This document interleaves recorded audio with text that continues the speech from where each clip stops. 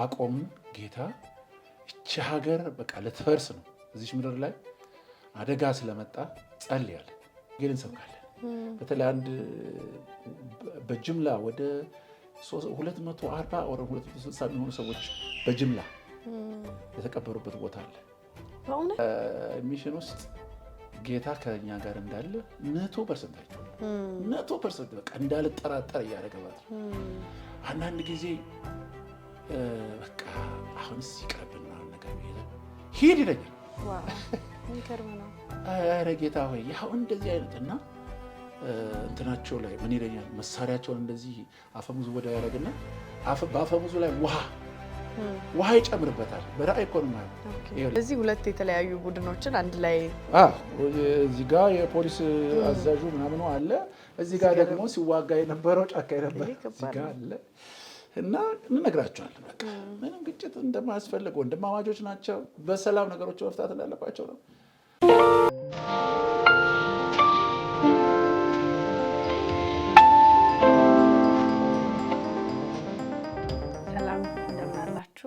የተወደዳችሁ የእግዚአብሔር ቤተሰቦች እንግዲህ ዛሬ ከፓስተር ደረጀ ጋራ ሁለተኛውን ፓርት ይዘንላችሁ መተናል እኔ ፌቨን አቤኒዘር ነኝ የሚሽን ቶክ ፕሮግራም አዘጋጅና አቅራቢ እንግዲህ ዛሬ ከፓስተር ጋር ስለ አገልግሎቱ ደግሞ በደንብ እናወራለን አብራችሁ እንድትቆዩ እጋብዛችኋለሁ ቴንክ ዩ ፓስተር እንደገና ከኛ ጋራ ጊዜ ለማሳለፍ ስለመጣ እግዚአብሔር ይባርክ እሺ እኔም አመሰግናለሁ እሺ እንግዲህ ያው ብዙ ነገሮችን እያወራን ነበረ እንዴት ወደ ጌታ እንደመጣ እንዴት ወደ አገልግሎት እንደገባ ያነሳናቸው ሐሳቦች ነበሩ በመጀመሪያው ፕሮግራማችን ዛሬ ደግሞ እስቲ የእግዚአብሔር ምሪት የመንፈስ ቅዱስ ምሪት እንዴት እንደነበረ እሱን ደግሞ እንጨዋወት እሺ እንግዲህ ያው ስለ ሚሽን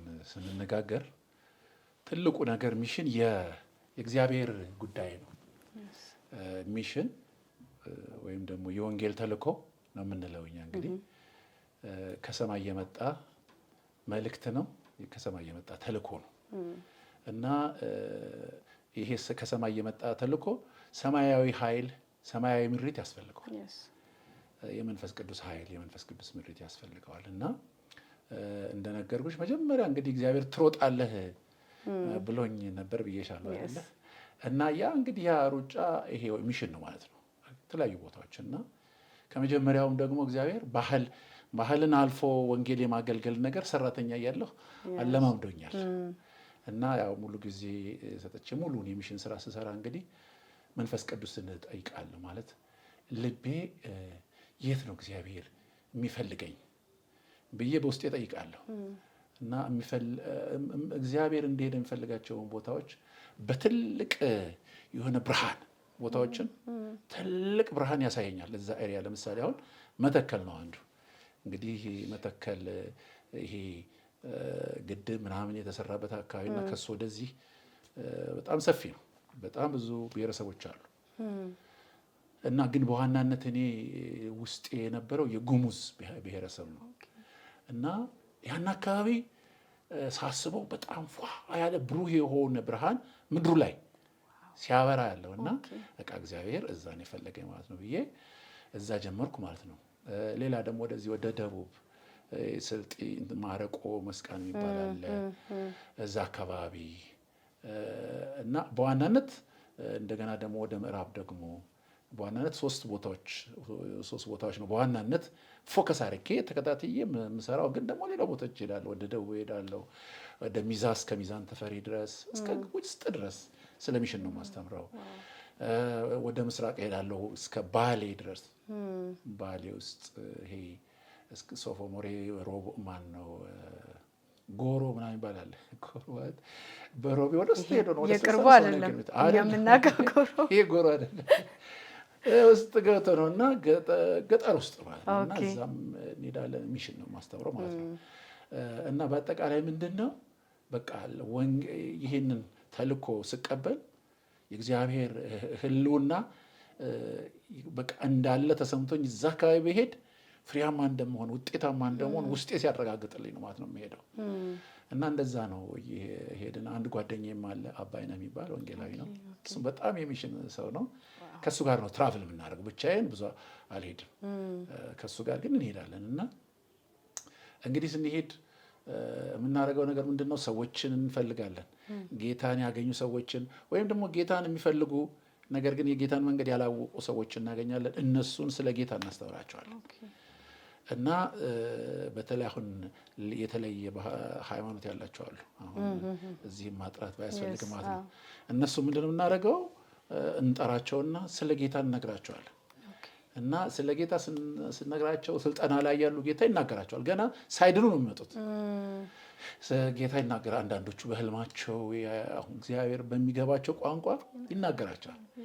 እና አንዳንዶቹ እንጀራ ሲበሉ ምናምን ነገር በልተው ሲጠግቡ፣ ለአንዳንዶቹ ደግሞ ጌታ ራሱ እየመጣ ሲገለጥላቸው፣ አንዳንዶቹ ደግሞ ቆይ ሌላ ጊዜ ምናምን ብለው ተመልሰው የሚሄዱበትን ጊዜ አለ። ግን እነዚህ የዳኑት ሰዎች ምን ያደርጋሉ? ሄደው ጓደኞቻቸውን ሌላ ጊዜ ስንጠራቸው ጓደኞቻቸውን አስከትለው ይመጣሉ። እነሱን ደግሞ እናሰለጥናለን። ከዛ በኋላ እነሱን ከሰለጠን በኋላ ደግሞ እነሱ ራሳቸው ሄደው ደግሞ አሁንም ጓደኞቻቸውን ይሄዳሉ። እየሄድን ደግሞ እንጎበኛቸዋለን። በዚህ ነው ወደ ይሄ ሌላ ባህል ያላቸውን ህዝቦች ያገለገልን ማለት ነው። ከዛ ደግሞ ያ ብቻ አይደለም፣ ወንጌል መስበክ ብቻም ሳይሆን ሲቸገሩ የምንደርስበት ጊዜ አለ። ሲቸገሩ ማለት ምንድን ነው? አንዳንድ ጊዜ ድርቅ ይሆናል። እንደገና ጦርነት ይነሳል፣ ግጭት። አሁን በተለይ በእነዚህ 8-10 ዓመታት ሜይ ቢ 8 ዓመት እንደዚህ ይሄን ለውጡ ከመጣ በኋላ ሰላም የለም በምድሪቱ ላይ እና ይዋጋሉ፣ ብሔረሰቦች ይዋጋሉ። አንዱ ሳይድ በጣም ይጎዳል እና የተጎዱትን ሄደን እህል ምናምን ሰዎች ብር ሲሰጡ ማለት ነው እህል እየሰጠን ወንጌል ደግሞ እንሰብካለን ማለት ነው። እና በጣም ብዙ ነገር ነው መቼስ ጳውሎስ ስለ ወንጌል ሁሉን አደርጋለሁ አይደለም የሚለው ሁሉን እና እንደዛ እናደርጋለን። የውሃ ጉድጓድ እናስቆፍራለን። በቀላሉ ይሄ ትልልቅ ፕሮጀክት ሳይሆን በቀላሉ ተቆፍሮ የሚገኝበት ቦታ አለ። እዛ ሄደን ሰዎች ገንዘብ ሲሰጡን ሄደን የውሃ ጉድጓድ እናስቆፍራለን። የውሃ ጉድጓድ ስናስቆፍርላቸው በጣም ነው ደስ የሚላቸው። እና አንድ ቦታ ወደዚህ ወደ ደቡብ ማለት ነው ውሃ ጉድጓድ አስቆፍረን ምን ብለን አንድ ጊዜ ሽማግሌዎቹን ጠራናቸው እና ሙስሊም ነው እና ከዛ ውሃውን ስናስረካቸው በቃ እየጠጡ ማለት ነው። ልክ ውሃው እንደዚህ እያፈሱ ይጠጣሉ። ምንም ማጣራት ምናምን ነገር የለም። እና ያመሰግናሉ። እና መጨረሻ አንድ ጊዜ እንደው ምን አደረጉ? ጠቅላላ ያዛ አካባቢ ሽማግሌዎች ተሰብስበው ጠሩኝ፣ እኔም ማለት ነው ጠሩኝና ይኸውልህ አሁን የኛ እድሜ ገብቷቸዋል። እኔ ለሚሽን እንደሚሄድ ስለገባቸው ማለት ነው። አሁን የኛ እድሜ እንግዲህ ሄዷል። ልጆቻችንን ግን አስተምር፣ ልጆቻችንን ሰጥተንሃል፣ አስተምር። እንደዚህ አለ። በጣም ነው የገረመኝ። እኔ ራሴ ትልቅ አደራ። እና አሁን ብዙ ወጣቶቻቸው እየዳኑ ናቸው፣ ከመናፍስት ነፃ ያወጣሉ። እኛ እዛ ውስጥ ሳይሆን ያሰለጠናቸው ሰዎች ልጆች እያደጉ ወንጌል እየሰበኩ መናፍስትን እያወጡ ለታመሙ እየፈወሱ እግዚአብሔር ስራ እየሰሩ ናቸው። አሁን እንኳ በጣም ቅርብ ጊዜ የሰሩትን ስራ ይልኩልኛል እና ወስደው አጥምቀው ሰዎችን አጥምቀው ይሄውና አጣጣመቅን ምናምን ነገር ብለው ፎቶቸው እዚህ አጥምቀው ወንዶችም ሴቶችም ግን ከሌላ ሃይማኖት ናቸው ውስጡን በስሞል ግሩፕ ተያይዘው ያድጋሉ ማለት ነው፣ ይጸልያሉ። እና በጣም ለወንጌል ክፍት የሆነበት ሁኔታ ነው አሁን ያለው። በቃ ሰዎች የክርስቶስን ኃይል አውቀዋል። ግን ሃይማኖቱ፣ ባህሉ ምናምን ይሄ የማህበራዊ ትስስራቸው በጣም ከባድ ስለሆነ ወጥተው እንደዚህ ነው ምናምን ብለው ለማለት ብዙዎቹ ይፈራሉ። እነዚህ ግን ጌታ የገባቸውና በቃ ህይወታቸው የተለወጠው በቃ እነሱ ይጸልያሉ፣ ወንጌል ይሰብካሉ። ይሄንን ሚሽን ስንሰራ ማለት ነው ወንጌል ብቻ እንትን ብለን ሰብከን መሄድ ብቻም ሳይሆን ከዛ ውስጥ የሚመሩ ሰዎችን የሚያገለግሉ ልጆችን እና እንዳልኩሽ እነሱ አገልግሎቱን እንዲረከቡ እያደረግን ነው ማለት ነው የምናገለግለው። ራእዩን እንሰጣቸዋለን፣ እንዴት አድርገው እንደሚሰሩ የአካባቢያቸውን ህዝብ በወንጌል የመድረሱን ኃላፊነት ወይም ደግሞ ተልእኮ ጌታ እንደሰጣቸው እናስረዳቸዋለን። ስለዚህ እነሱ ይሰሩታል ማለት ነው። ግን ምንድነው ሁሉን አድርጋለሁ እንዳለ ጳውሎስ በቃ የማይመለከተን ሁሉ እናደርጋለን። ለምሳሌ አሁን እንዳልኩሽ በግጭት ጊዜ የተቸገሩ ሰዎች አሁን አንዳንዶቹ ባሎቻቸው ይገደሉባቸዋል እና ከብዙ ልጆች ጋር ይቀራሉ፣ ብቻቸው የሚያበሉት ያጣሉ ማለት ነው። ስለዚህ እነሱን ሰብስበን የሚበላ ነገር እህል፣ ጥሬ ምናምን ነገር ከሰጠን በኋላ ወንጌል እየሰበክን እንደዚህ ነው የምንነግራቸው ማለት ነው ስለ ጌታ። ትልቁ ነገር የጌታን ፍቅር ማሳየት ነው። አንዳንድ ጊዜ ደግሞ አሁን መስኖ እንዲሰሩ ኑሯቸው እንዲሻሻል ማለት ነው።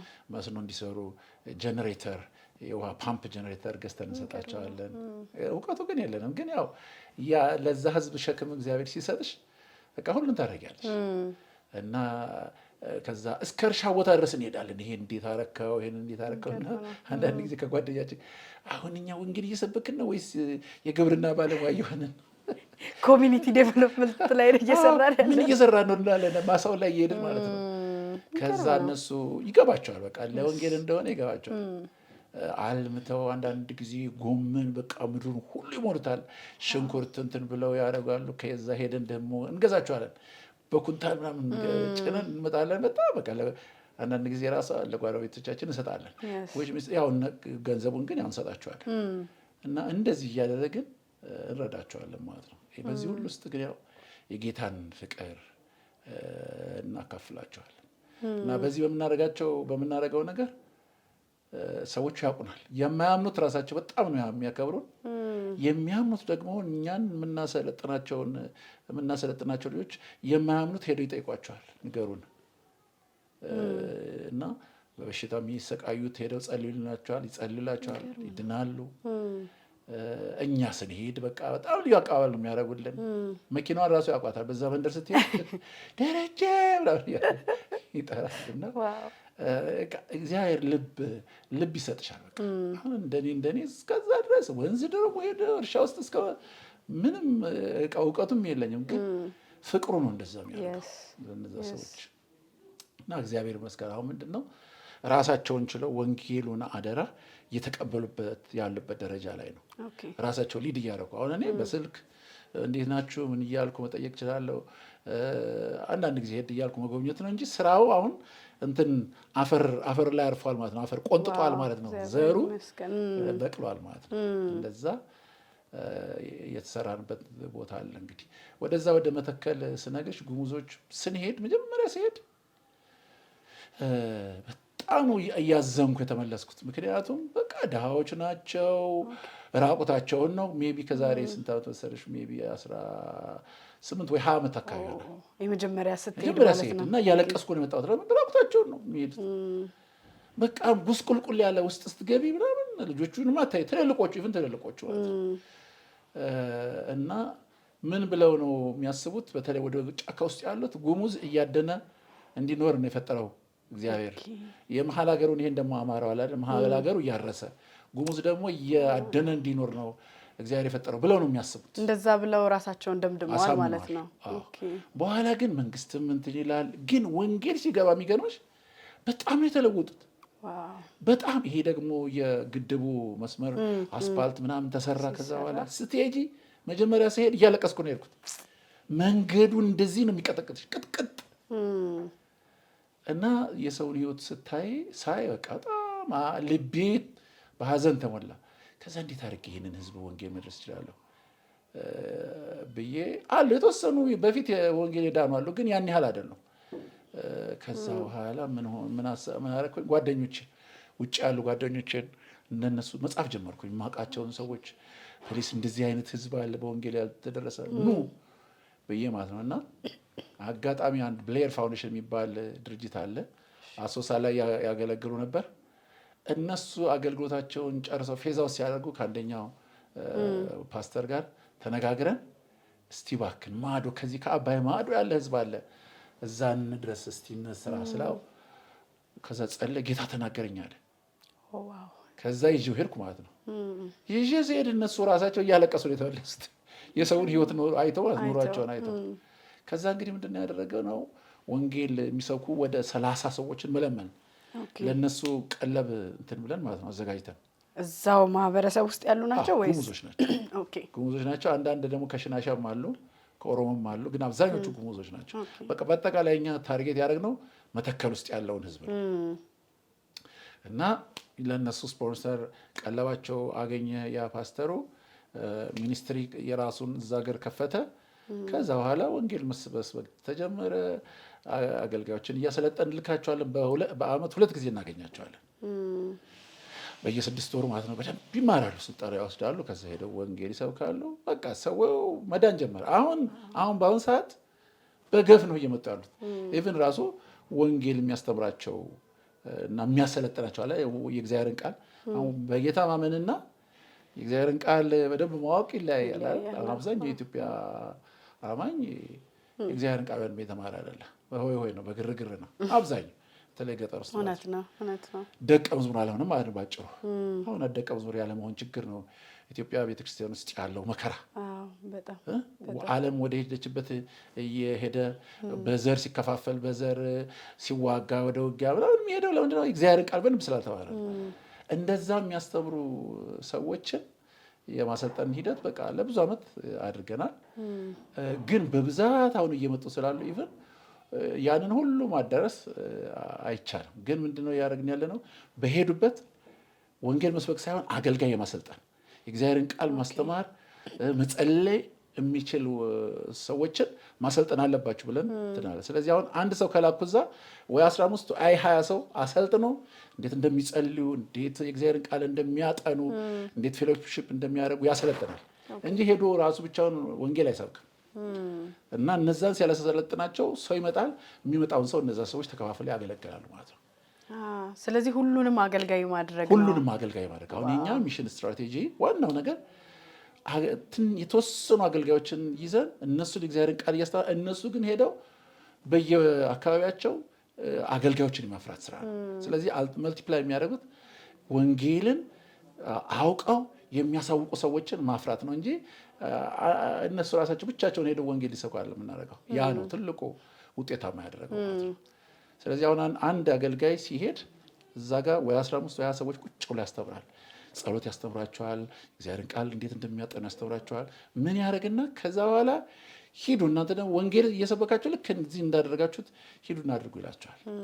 እና እንደዚህ ነው እየተስፋፋ ያለው። ስለዚህ ጥሩ ነው። መተከል ውስጥ አሁን እውነትን ለመናገር ሳቹሬትድ ወደ መሆን ደረጃ የደረሰ ነው ማለት ይቻላል። ያለማጋነን ኢትዮጵያ ውስጥ በጣም ፈጣን የወንጌል አገልግሎት የት አለ ብትይ ይዛ ነው ያለው። ሰው ሌላ ሃይማኖት ስላልነበረው ወንጌል ክፍት ነው። አገልጋዮችም ደግሞ በጣም እየተባዙ ስለሆነ የእግዚአብሔርን ቃል እየሰበኩ ናቸው ያሉት። ይሄ ነው እንግዲህ አጠቃላይ አገልግሎቱ ይህን ይመስላል። እና ቀደም እንዳልኩት እንግዲህ ይሄ የሚሽን ስራ የመንፈስ ቅዱስ ስራ ነው። መንፈስ ቅዱስ ነው ይሄን ሁሉ የሚያደርገው። ውስጣችንም ይሄ የፍቅሩን እሳቱን ያስቀመጠው መንፈስ ቅዱስ ነው። ኃይሉንም የሰጠን መንፈስ ቅዱስ ነው። የመራንም መንፈስ ቅዱስ ነው።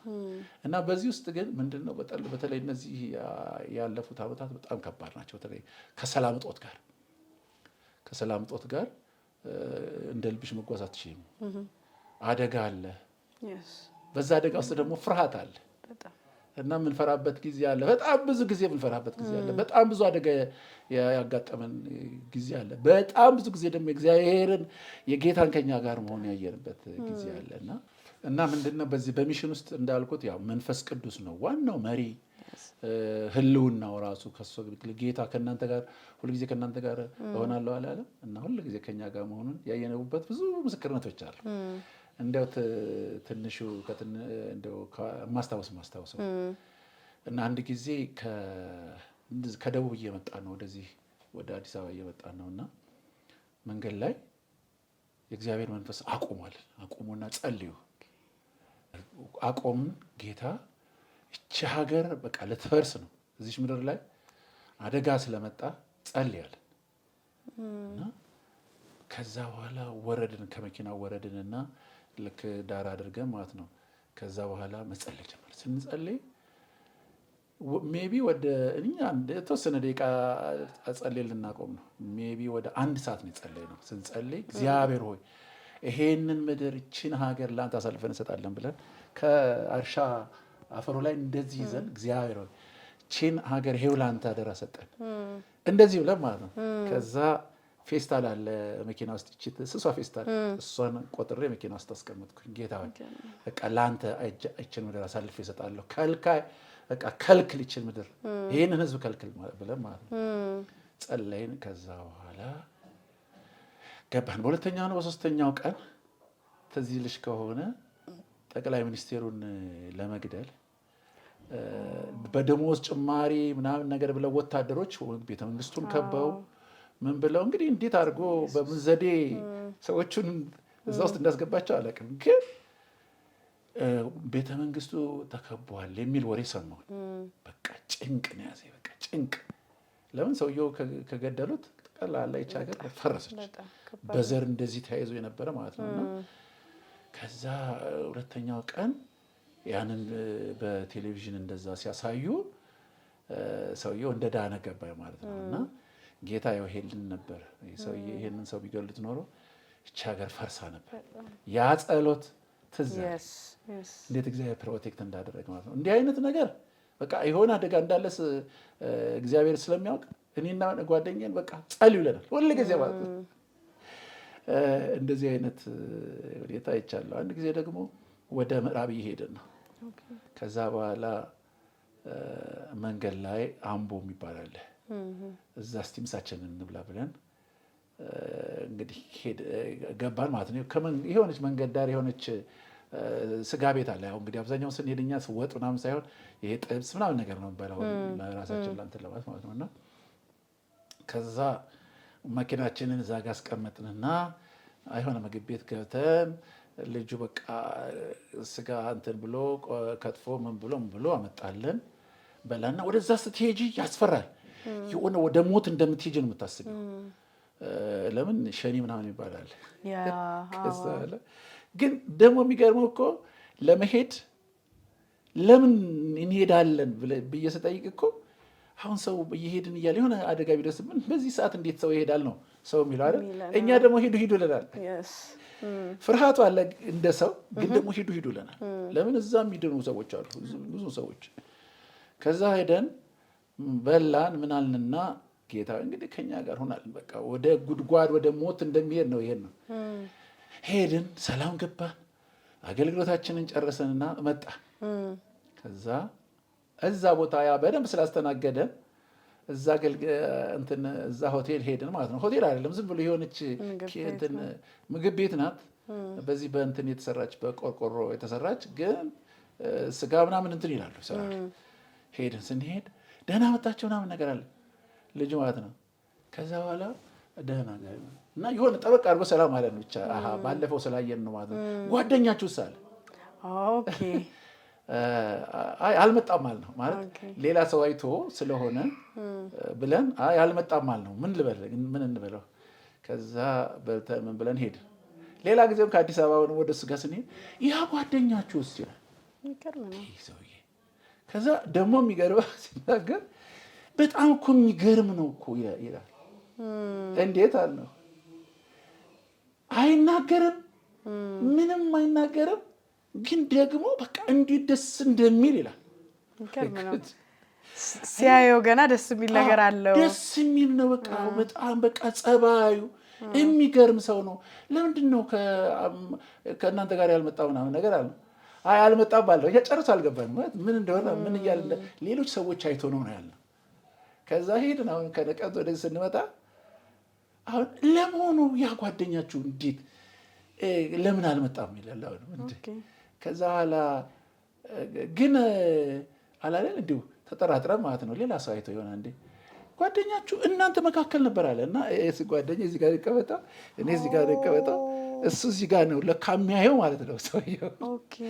ከዛ የሚገርመኝ አለ ጸባዩ በጣም ነው ወደድኩት፣ በጣም የሚገርም ሰው ነው ምናምን ብሎ ሲል ይሄ ነገር አለ። ከዛ በኋላ አሁን ይህ ሰው ተሳስቶ ነው እንዳትየው ሲሪየሱ ነው የሚናገረው። እና ደግሞ የሆነ አገላለጹ እንዴት ደስ እንደሚል ደግሞ ዝም ብሎ ምን አይናገርም፣ ግን እንዴት እንደሚያምር ምናምን ብሎ በቃ ይነግረናል። በኋላ ከተለየም በኋላ ይሄ ሰውዬ ምንድን ነው የሚለው ብላ ገባን። ግን በኋላ ኢየሱስን ነው ጌታን እንዳየ ገባ። የሚገርም ነው። በጣም ደነቀኝ። እኔ ራሴ እንባ ተናነቀኝ። ማለት ለካ ስንፈራ ጌታ ከኛ ጋር ነበር። ወደዛ ይሄድን ያየው አየሽ። እና ግን እኛ ባናየውም ያኛው ግን አይቶታል። እና በዛ እንዲገባን ነው እየነገረን ያለው። እና አገላለጹ በጣም ነው የሚደንቀው። ደስ ሲል ይላል። እኛ ደስ የሚል ጓደኛም የለን ከኛ የተሻለ ማለት ሌላ ሰው ውስጥም ሆነና እና ሁለታችሁ ብቻ ነው ደግሞ ሄዳችሁት? ስንሄድ ሁለታችን ብቻ ነው። ምክንያቱም ሰው መኪና ሁለት ብቻ ነው የሚይዘው። እና እንደዚህ በጣም የደነቀኝ እና ጌታ ከኛ ጋር እንደሆነ ያለው።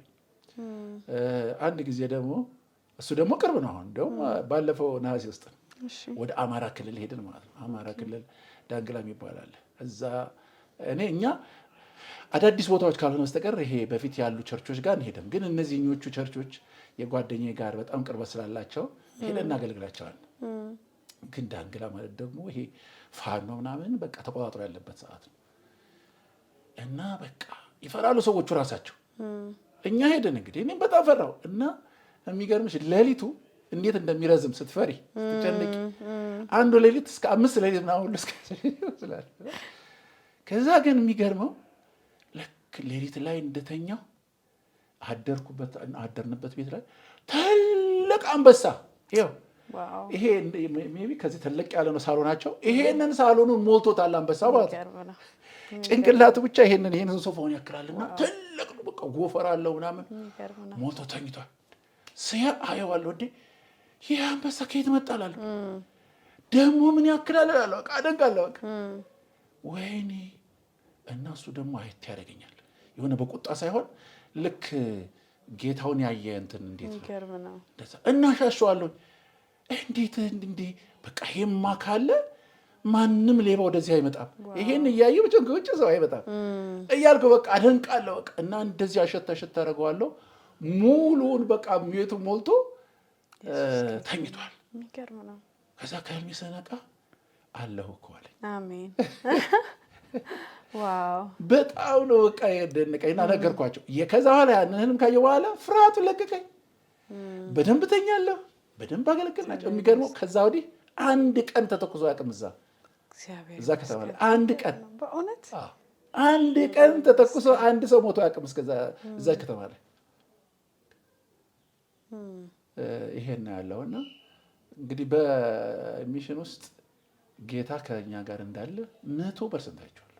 100% በቃ እንዳልጠራጠር እያደረገ ማለት ነው። አንዳንድ ጊዜ በቃ አሁንስ ይቅርብን ምናምን ነገር ብዬ ሂድ ይለኛል። ዋው የሚገርም ነው። ኧረ ጌታ ሆይ ያው እንደዚህ አይነት እና እንትናቸው ላይ ምን ይለኛል፣ መሳሪያቸውን እንደዚህ አፈሙዙ ወደ ያደረግና በአፈሙዙ ላይ ውሃ ይጨምርበታል። በራእይ እኮ ነው የማየው። ይኸውልህ ምንም ነገር እንዳይሆን ውሃ ጨምሬበታለሁ። እሺ ጠመንጃ ውስጥ ጥይት ውስጥ ውሃ ሲገባ ምንድን ነው የሚሆነው ይለኛል። ውሃ ከገባማ አይተኩስም።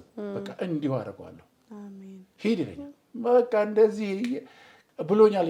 ጓደኛ የራሱ ከጭንቀት የተነሳ እስከምታምን ድረስ ይደርሳል። ፍርሃት ማለት ነው። በጣም በጣም ያስፈራል። እና ግን ስንሄድ ያው የመንግስት ወታደሮች እንትን ይሉናል፣ ይፈትሹናል። ፋኖቹም አንድ ቀን ግን ቀና ብለው አይተውን አያውቁም። አንድ ሁለተኛ እኛ በሄድንበት ቦታ ጦርነት የሚባል ሆኖ አያውቅም።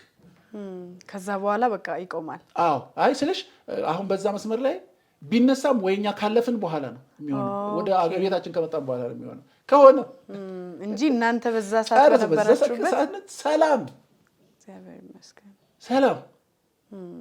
አይገርምም? በጣም ብዙ የሚያስገርም እንትን አለ። አንድ ጊዜ ደግሞ መተከል ውስጥ ገብተን ማለት ነው ሄደን ልክ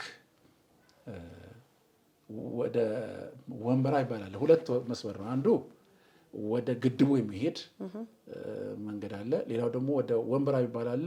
ሁለት ነው እና በወንበራ መስመር ድባጤ ይባላል፣ ቡለን ይባላል፣ ብዙ ከተሞች አሉ እና ቻግኒ የሚባል ከተማ ላይ ቁጭ ብለን በቃ አሁን ወደ ወንበራ አቅጣጫ ለን ይሄድ ነው። ከዛ ውስጣችን አትሂዱ እንዴት እናድርግ? አንደኛ ፕሮግራም ተይዟል ደግሞ እና አንድ ጓደኛችን አለ ሌላ ከዛው ያለ ማለት ነው። እሱ እንሂድ ይላል። እኔ ውስጤ ይጨነቃል። ያ ጓደኛዬ አይ አንሄድም አለ። እነሱ ከፈለጉ ይምጡ ወደዚህ ይምጡ እንጂ እኛ አንሄድም አለ። እንዴት ፕሮግራም ይዘን? አይ አንሄድም፣ ወደዚህ ጨለማ ነው የሚታየኝ ምናምን አለ። ፕሮግራም ተይዞ እንዴት? ኖ ኖ ኖ ኖ አንሄድም፣ ጨለማ ነው ከሄድን በዚህ አቅጣጫ ብለው በዛኛው በግድቡ መስመር አቅጣጫ እንሂድና እዛ ፕሮግራም እናድርግ እንጂ ወደዚህ ጨለማ ነው ምናምን አለ። ጌታ አትሂዱ ብሎናል እንደውም አለ። ከዛ በኋላ ምን ሆነ? ማታ እንግዲህ እንደዚህ አልቻልንም፣ ስለዚህ ፕሮግራሙን ለውጡ ምናምን ለማለት ስንደውል ጥይት ይላል። ምንድን ነው? ኧረ ነገሩ አልገባንም፣ ይኸው ተኩስ ተጀምሯል። እኛ እኮ ልንመጣ ነበር። አይ እንዳትመጡ ልንመጣ ነበር ብላ ስንላቸው አይ እኛ ራሳችንም ምን እንደተከሰተ አናውቅም፣ ኃይለኛ ጦርነት በሞባይል ውስጥ ትሰሚዋለች ጦርነት እና ተጨነቅን በጣም። በቃ እንደዚህ ከሆነማ እንግዲህ ምን እናድርግ? በቃ ወደዚህ አቅጣጫ እንሂድ። አቅጣጫችንን ቀይረን እዛ አቅጣጫችንን ቀይረን ያደረግነው ፕሮግራም እስከዛሬ ድረስ አይረሳኝ። በቃ ኃይለኛ የጌታ መሀላችን ወርዶ ያለ ነገር ነው መስለኝ እና መንፈስ ቅዱስን መከተል ምን ያህል ትልቅ ነገር እንደሆነ በቃ በሚሽን ውስጥ ሙሉ በሙሉ ኃላፊው መንፈስ ቅዱስ ነው። ይህንን አይቻልም። እና ሮብ ጠዋት ነው እንሄዳለን ተባለን ከጓደኛዬ ጋር ተከታትለን፣ ግን ያን ዕለት ጠዋት እኔም እተኛለሁ እሱም ይተኛል። ልንሄድ እኮ ተከታትለን በጠዋት ልንሄድ፣ እኔም አልነሳም እሱም አይነሳም። ከዛ ለምን አይደውልልኝም እላለሁ፣ እሱም ለምን አይደውልልኝም፣ እኔም አልደውልለትም እሱም አልደውልልኝም፣ ግን ለምን አይደውልልኝም የተባባልን እንተኛለን። እና ልጁ እሱ ምን አለ ደውሎ ወደ 4 ሰዓት አካባቢ ይመስለኛል እንዴ አንተ እንሄዳለን ተባብለን ነበር እንዴ አንተ ምናምን ነገር ተባብለን ምን ሆነ ነው ተባብለን በቃ አሁን ማረፍዷል በቃ ነገ እንሄዳለን ብለን ቀረን ማለት ነው። ወዴት ልትሄዱ ነበር? ወደ ምዕራብ ልንሄድ ነው፣ ወደ ነቀምት አቅጣጫ ልንሄድ ነበር። ከዛ ለካ ያን ዕለት መንገድ ተዘግቶ ስንት ሰው አልቋል። ባኮ የሚባል አካባቢ ስንት ሰው አልቋል። እኛ አናውቅም፣ አልሰማንም። ከዛ በኋላ ውጭ ያሉ ወገኖች አሉ የሚጸልዩልን ማለት ነው። እሄዳለሁ ብዬ ስለነገርኳቸው ያን ዕለት እየጸለዩ ነው። ግን በአጋጣሚ የሆነ እንትን ላይ ፖስት ተደርጎ ያያሉ፣ እኔ አላየሁም። ከዛ ደወሉ። ሲደውሉ አይ ሄዷል ብለው ነው ምናምን ብዬ አረ ይቅርታ ዛሬ አልሄድኩም ሳልነግራቸው ምናምን ነገር እግዚአብሔር ይመስገን ምናምን። እንዴት አልኳቸው። ምንም አልሰማም አሉ። ምን ሆኗል ምንድን ነው አልኳቸው። ባኮ ላይ እኮ በጣም ብዙ ሰው ነው የተጎዳው፣ መንገድ እንትን ብለው ተዘግቶ ስንት ሰው ነው የሞተው ምናምን ነገር ስንጠይቅ ልነግርሽ በጣም ትልቅ ጉዳት የደረሰው እና ብንሄድ ኖሮ እኛም እዛ ነገር ስንገባ ነበር። እና ምንድን ነው የእኛ ህይወት ከሌሎቹ በልጦ አይደለም፣ ግን እግዚአብሔር በቃ የሆነ ገና የምንሰራው ስራ መኖሩን ስላየ ለዛ እግዚአብሔር እድሜ እንደሰጠን ነው የምንረዳውና እንደዚህ እግዚአብሔር ጣልቃ ገብቶ ሲያድነን ሲከለክለን አይቻልም። እያወቃችሁም ሳታውቁም በአብዛኛው ያየሁት ነገር ምንድን ነው በቃ የጌታ ህልውና የእግዚአብሔር ጥበቃ በምናውቀውም በማናውቀውም መንገድ ጌታ ከኛ ጋር እንደሆነ እንዴት ሲጠብቀን እንደነበረ እንዴት አላደለ ከኛ ጋር ሆኖ በጣም የሚገርመው ያው መንገዱ ሁሉ አስፈሪ ነው በአሁኑ ሰዓት እና ስንፈራ እንጸልያለን። ውስጣችን ያፍራት በቃ ተኖ ሲሄድ ይሰማናል። በቃ ለቆ በፊት እንፈራ የነበረው በድፍረት ይሞላናል ጌታ። አንዳንድ ጊዜ ደግሞ የሚገርመው በጣም ይሄኛው ማመን የሚያዳግት ነው። እኔ ራሴ ማመን ያቅተኛል። እና አንዳንድ ጊዜ መንገድ ሁሉ ጭር ይላል። ጭር ሲል እኛ አንሰማም። ለካ ትናንትና የሆነ አደጋ እዛ መንገድ ላይ ደርሷል። ምንም መንገድ ከዛ በኋላ ግን የሚገርመው ሜቢ 2-3 ሰዓት መንገድ የሚሆነው ማለት ነው ምንም ሳይታወቀን ከዚህ ተነስተን የሆነ ቦታ ላይ ቶሎ እንደርሳለን። ምንድነው ምናምን ነገር እንዴት ደረስን? ይሄን አይቻለሁ። በጣም ይገርም። ልክ ጀልባቸው ላይ ሲሄዱ ወደዛው እንደደረሱ ማለት ነው። አንዳንድ ጊዜ ደግሞ በቃ መንገዱ ጭር ብሎ ሲሄድ ማለት ነው እግዚአብሔር ወይ ጠብቀን እርዳን እና እሱም ይፈራል፣ ጓደኛዬ ይፈራል፣ እኔም እፈራለሁ። የምናስበው ካሁን የሆነ ነገር ሆንን የሚል ነገር ነው እና አናወራም። የሚያስፈራ ቦታ ላይ ስንደርስ ዝም እንላለን። እሱም ዝም እሱም ዝም ይላል፣ እኔም ዝም እላለሁ። ልክ የሆነ ቦታ ላይ ካለፍነው በኋላ ማውራት የሚጀምረው ማለት ለምን ቅድም ዝም ብለህ ነበርከው ይለኛል። አንተ ለምን ዝም አልክ እለዋለሁ። ይስቃል። ከዛ በኋላ ነገሩ ያው አቴንሽናችን ወደዛ ስለሚሄድ ነው እናውቃለን። እንደዚህ እና አንዳንድ ጊዜ ደግሞ ልክ ከመኪናዋ በላይ የሆነ ልክ እንደ ጃንጥላ ነገር ምናምን ከላይ የሆነ ነገር ኦቨርሻዶ ማለት እንደዛ የሚያደርገው ሁሉ ይመስላል። እኔ በጣም ይደንቀኛል። ልክ የመኪናው ድምፅ የጠፋና የሆነ ሞተሩ አለ አይደለ? አይሰማሽም። አለ ሞተሩም አለ ግን አይሰማሽም። ከዚህ የበለጠ የሚታይሽ የሆነ ጥላ ከመኪናው በላይ የሆነ እንደዚህ ከልሎ ያለ ነገር ነው ይመስል ደስ ይልሻል። በቃ ሆነ እና በጣም አስገራሚ ብዙ ነገሮችን እግዚአብሔርን ጥበቃ አይቻለሁ፣ በጣም አይተናል። እና ይሄ ነው እና ስንሄድ ውስጣችን ሲሞላ ሪስክ እየወሰድን እንሄዳለን ማለት ነው። አንዳንድ ጊዜ ደግሞ መሄድ በሌለብን ጊዜ ኖ ሲለን አንሄድም እንላለን። ፕሮግራም ራሱ እንኳን ሲጠሩን ኖ እንላቸዋለን አለ። ከዛ በኋላ ግን ኧረ እንኳን ቀራችሁ ይሉናል። እስከ ዛሬ ድረስ የሚገርምሽ ግሩም በሆነ መንገድ ነው እግዚአብሔር ይመራል። ልክ ጠርተውን አይ በፍጹም አንመጣም ምናምን ብለን ጭክን እንልባቸዋል። እኔ እንደውም ለማራራት ፈልግና ጓደኛዬ ግን ሲሪየስ ነው፣ አባይ የሚባለው በጣም ሲሪየስ ነው። ጌታ ከተናገረው ኖ ይላል። ብሎኛል ኖ። ከዛ እኔ በቃ ለመራራት ስፈልግ ኖ ደረጃ እሺ እንዳትል ነው የሚለኝ። በቃ እሱን ጠይቁት እላቸዋለሁ። አይ ነው አንመጣም ይላቸዋል። የሚገርምሽ ልክ ቀኑ ከደረሰ በኋላ ኧረ እንኳን አልመጣችሁ እግዚአብሔር እኮ ነው የገረመ የመከራችሁ ይለናልና በዚህ ሁኔታ እግዚአብሔርን አብሮነት አይተናል። እግዚአብሔር ሲረዳን አይተናል። ሌላው ከዚህ ባሻገር ምንድን ነው መተከል አንድ የሆነ ጊዜ በጣም ኃይለኛ ጦርነት ተነሳ፣ ግጭት ጠቅላላ እና መሄድ አልቻልንም። 1 ዓመት ኦር 2 ዓመት ይሆናል። በፍጹም መሄድ አልቻለም። መንገዱ ዝግ ነው። ከተገኘ ያው ሱዳኖች ወደዚህ እያሰለጠኑ እያሰረጉ ብዙ ሰውን ይጨረሱት። ብዙ ሰው ይሄ ወደ ግድቡ የሚሄዱትን መኪናዎች በጣም እስከ ቅርብ ጊዜ ድረስ እየታጀቡ ነው መኪኖች ሲሄዱ የነበረው እና በጣም ኃይለኛ ግጭት ነበር። በዛ ግጭት መካከል ምን አደረግን? አሁን መሄድ ሳንችል ስንቀር ኑ አልናቸው። ቻግኒ ወደሚባል ይሄ ቻግኒ የአማራ ክልል ሆኖ የአዊ ዞን ነው፣ የአገው ብሔር ሰብ ዞን ነው እና ወደዛ ጠራናቸው። ከዛ በኋላ ከየአቅጣጫው ይመጣሉ እነሱ በሆነ ምንትን ሚኒስ ምናምን ነገር ብለው አገልጋዮቹ ከዛ ተጣጥረው ይመጣሉ። ከዛ አስተማርናቸው፣ ቻግኒ ላይ አስተማራቸው፣ አሰልጠናቸውና ስንጸልይላቸው ከዚህ በኋላ ይሄንን ጨለማ ገፍፌዋለሁ፣ ስለዚህ ሂዱ አለን ጌታ። ተከትላችኋቸው ሄደዋል። ወደ እነሱ ወደ ቤታቸው ሲሄዱ እኛም ተከትለን ሄድን እና የሚገርምሽ ከአሁን ተኩሰው በቃ መቱን እያልን ነው የምንሄደው። ከአሁን እንዴት እንደሚያስጨንቅ እና ሄድን። አካባቢውን አየንና አሁን ስለ እርቅ ማስተማር አለብን። ለምን አብያተ ክርስቲያናት ራሳቸው አንድነታቸው ጠንካራ አይደለም። ይሄ አገውና ሽናሻውና ጉሙዙ እነዛ ስለተጋጩ እነዚህም በቤተ ክርስቲያን ውስጥ አይተማመኑም። ገባሽ? ብሔረሰብ ግጭት ስለሆነ ማለት ነው፣ ይፈራራሉ። ስለዚህ እኛ ምን አደረግን? ጠርተን አንድ ከተማ ላይ ስለ እርቅ፣ ስለ ሰላም፣ ስለ አንድነት አስተማርን። ምን አደረግን? ከዛ ያን ያደረግነው እንግዲህ የመጀመሪያውን ስልጠና ከሰጠን በ2 ወር ውስጥ ነው። ከዛ እየተላቀሱ ጸለዩ፣ ይቅር ተባባሉ ምናምን። ከዛ በሄዱበት በሙሉ እየተሰበሰቡ ንስሐ መግባት ጀመሩ በየአቅጣጫው። ይሄንን ካስተማርናቸው በኋላ ስለ ሰላም፣ ስለ ይቅርታ፣ ስለ ምሕረት ካስተማርናቸው በኋላ እነሱ በየመንደራቸው እየሄዱ ስለዚህ ነገር ህዝቡን እየጠሩ ንስሐ እየገቡ መጸለይ ጀመሩ። ከዛ በኋላ የሚገርምሽ ጸጥ አለ።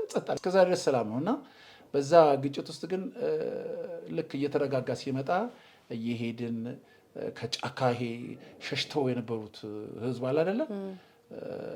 ከጫካ የመጡትን ለእነሱ ደግሞ እርዳታ እየፈለግን እህል እንገዛለን፣ በቆሎ ይገዛል እንትን እንላለን። በቃ ልክ ገና ዛሬውኑ ከጫካ ሲመጡ እናገኛቸዋለን። እዛ ሰብስበን ስለ ጌታ ነግረናቸው ጥለው ይሄዱ ምናምን ናቸው። ጫካ ውስጥ በተለይ ጉሙዞቹ እኮ ጫካ ሄዱ። በቃ ለምን ወታደርም ይፈራሉ፣ ሌላውንም ብሔረሰብ ይፈራሉ። ስለዚህ ጉሙዞቹ ናቸው ደግሞ በጣም እንትን እያሉ ሲያስቸግሩ ነበሩት። በዛ እኛን የሚፈጁናል ብለው ጫካ ነው የገቡት። ግን ምን ሆኑ? ጫካ ውስጥ ተስቦ መጣ በሽታ። በጣም ብዙ ሰው ሲያልቅ በቃ ምንም ያርጉን ብለው ጫካ ሄደው የነበሩት ተመለሱ ማለት ነው። እና የሚበሉት ግን የላቸው። ከዛስ ከዚህ ሄጄ በቆሎ ከዛ ካለበት ከአማራ ክልል አካባቢ ያስገባሉ። ከዛ ገዝተን ዛሬ ለሚመጡት ማለት ነው ዛሬ አሁን ለሚመጡት እየሰጠን እያደልን ወንጌል እንሰብካለን። በተለይ አንድ በጅምላ ወደ 240 ወደ 260 የሚሆኑ ሰዎች በጅምላ የተቀበሩበት ቦታ አለ። በእውነት በአንድ ጊዜ ተገድለው ማለት ነው? አንድ ጊዜ እና እዛ እንግዲህ የተለያየ ወንዶቹም ሴቶቹም አንድ ላይ የተቀበሩት። እስከዛ ድረስ ሄጃለሁ። እስከዛ ድረስ ያ ማለት በቃ ከዛ በኋላ መኪና ራሱ የለም፣ ጫካ ነው። እዛ ሄጄ እህል እንሰጣለን። ከዛ በኋላ ወንጌል እንሰብካለን። ከዛ ደግሞ አገልጋይ የነበሩትን ሰዎች እናገኛቸዋለን። ከዛ በኋላ እነሱን ደግሞ አገልግሉ ብለን ሰብስቡ ህዝቡና አምልኮ ጀምሩላቸዋለን። በ2 በ3 ዓመት ውስጥ ተበታትነው የነበሩትን እየሰበሰቡ ማገልገል ጀመሩ። አሁን በቃ እዛ ጋ ያሉት ህዝብ እንዳለ ነው። በቃ ወደ ጌታ ይወጥ ለነዛ ለአገልጋዮቹ ቀለብ እንልክላቸዋለን። እንደዚህ እያደረግን እግዚአብሔር በጣም ብዙ አገልግሎት ብዙ በር ከፍቶልን አገልግለናል ማለት ነው። ይሄ ነው እንግዲህ። ስለዚህ ያው ሚሽን አንደኛ ቅድም እንዳልኩት በቃ ባለው በኒዱ ነው ባለው ድል ነው የምንጠቀመው። ሁለተኛ ዋናው ዓላማችን ያንንም ማድረግን ሰዎችን ወደ ክርስቶስ ማምጣት ነው። ከዛ በኋላ ግን ምንድነው የሆነው? እየተረጋጋ ሲመጣ አንዳንድ ያልገቡ ታጣቂዎች አሉ፣ አሁን ሸፍተው ያሉ ማለት ነው። እነሱን እንዴት እናድርግ ብለን አንድ ሌላም ጓደኛ አለ እና ስለ እሱ አሰልጣኝ ነው፣ ትሬነር ነው። እኔም ደግሞ ይህንን እዛ ክልል ውስጥ የማገለግለውን ሰምተው ሩዋንዳ ያሉ ሰዎች ናና ጋር ስልጠና ውሰድ ስለ ሪኮንሲሊዬሽን ናና ስልጠና ውሰድ አሉ። ከዛ በኋላ ሄድኩኝ ሩዋንዳ ማለት ነው። ሩዋንዳ እንግዲህ ጄኖሳይድ ተፈጸመበት ማለት ነው። ሄጄ ቁጭ ብዬ እንዴት አድርጋ ቸርች ሃንድል እንዳደረገችው የመጣው ችግርን ምን ነበር ምናምን እየሄድኩ ራሱ የነዚህ ቀብር ቦታዎችን አስጎበኙን። ወደ 2 ነው 3 ሳምንት ቁጭ ብዬ ተማርኩ። ያንን ማኑዋሉን ምናምን ይዤ መጥቼ አሁን መተከል ያሉትን ማሰልጠን ጀመርን ማለት ነው። ከዛ አሁን በቸርች ብቻ አይደለም የተወሰነ ነው፣ በአመራር ላይ ያሉትን እንደገና ታጣቂ ሆነው ሲዋጉ የነበሩትን አንድ ላይ እዚህ 2 የተለያዩ ቡድኖችን አንድ ላይ እዚህ ጋር የፖሊስ አዛዡ ምናምኑ አለ፣ እዚህ ጋር ደግሞ ሲዋጋ የነበረው ጫካ የነበረ እዚህ ጋር አለ እና እንነግራቸዋለን። በቃ ምንም ግጭት እንደማያስፈልግ ወንድማማቾች ናቸው፣ በሰላም ነገሮች መፍታት እንዳለባቸው ነው። እና በጣም ጥሩ ነው ስራ የሰራ ነው። እና ቀደም ያልኩሽ አንድ ሌላ አሰልጣኝ አለ፣ ካናዳዊ ዜግነት አለው ግን ኢትዮጵያዊ ነው። እሱ እዚህ የተዘዋወረ ያስተምራል ስለዚሁ ስለ እርቅ ማለት ነው። እርቅ እና እሱም አለና እሱም የተለያዩ ስልጠናዎች አሉት። እኔም ደግሞ ከሩዋንዳ ይዤ የመጣሁት አለ እናሰልጥናቸዋለን ማለት ነው። በተለያየ ጊዜ እየሄድን አሰልጥነናቸዋል። እና እንዲያውም ምርጫ ሁሉ አልተካሄደም ነበር በዛ ቦታ ታውቂያለሽ በፊት። በእውነት ከዛ አምና ምርጫ አደረጉ። የምክር ቤት እንትን ተወካይ የላቸው እና ምን አለችኝ አለ ያ ወንድም ሲነግረኝ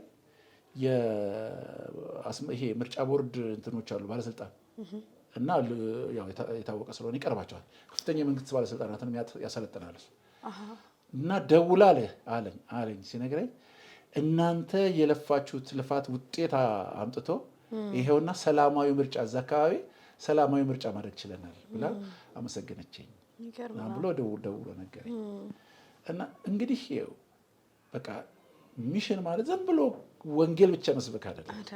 በአጋጣሚ በተለያየ አጋጣሚ ሰዎችን ወደ ክርስቶስ የምታመጭበትን አጋጣሚ መከተል ነው ወይም ደግሞ መጠቀም ነው። እና ብዙ እድሎች አሉ። በአሁን ሰዓት በጣም ብዙ እድሎች አሉ። በጣም ብዙ ደግሞ ዴንጀሮች አሉ። ለህይወት የሚያሰጋ አደጋ አለ። ይሄንን እየተጋፈጥን እንሄዳለን። እና ብዙ ሰዎች ስንሄድ ለምን ትሄዳላችሁ? በቃ ኧረ ተው ጥሩ አይደለም ጊዜው ምናምን ያጓደኛ ምን ይላል? ወንጌል በምቹ ጊዜ አለ የሚሰበከው። በትክክል ምቹ ጊዜ እየጠበቅን ይሄ ህዝብ ቢያመልጠንስ ብሎ ይናገራል። እውነት ነው።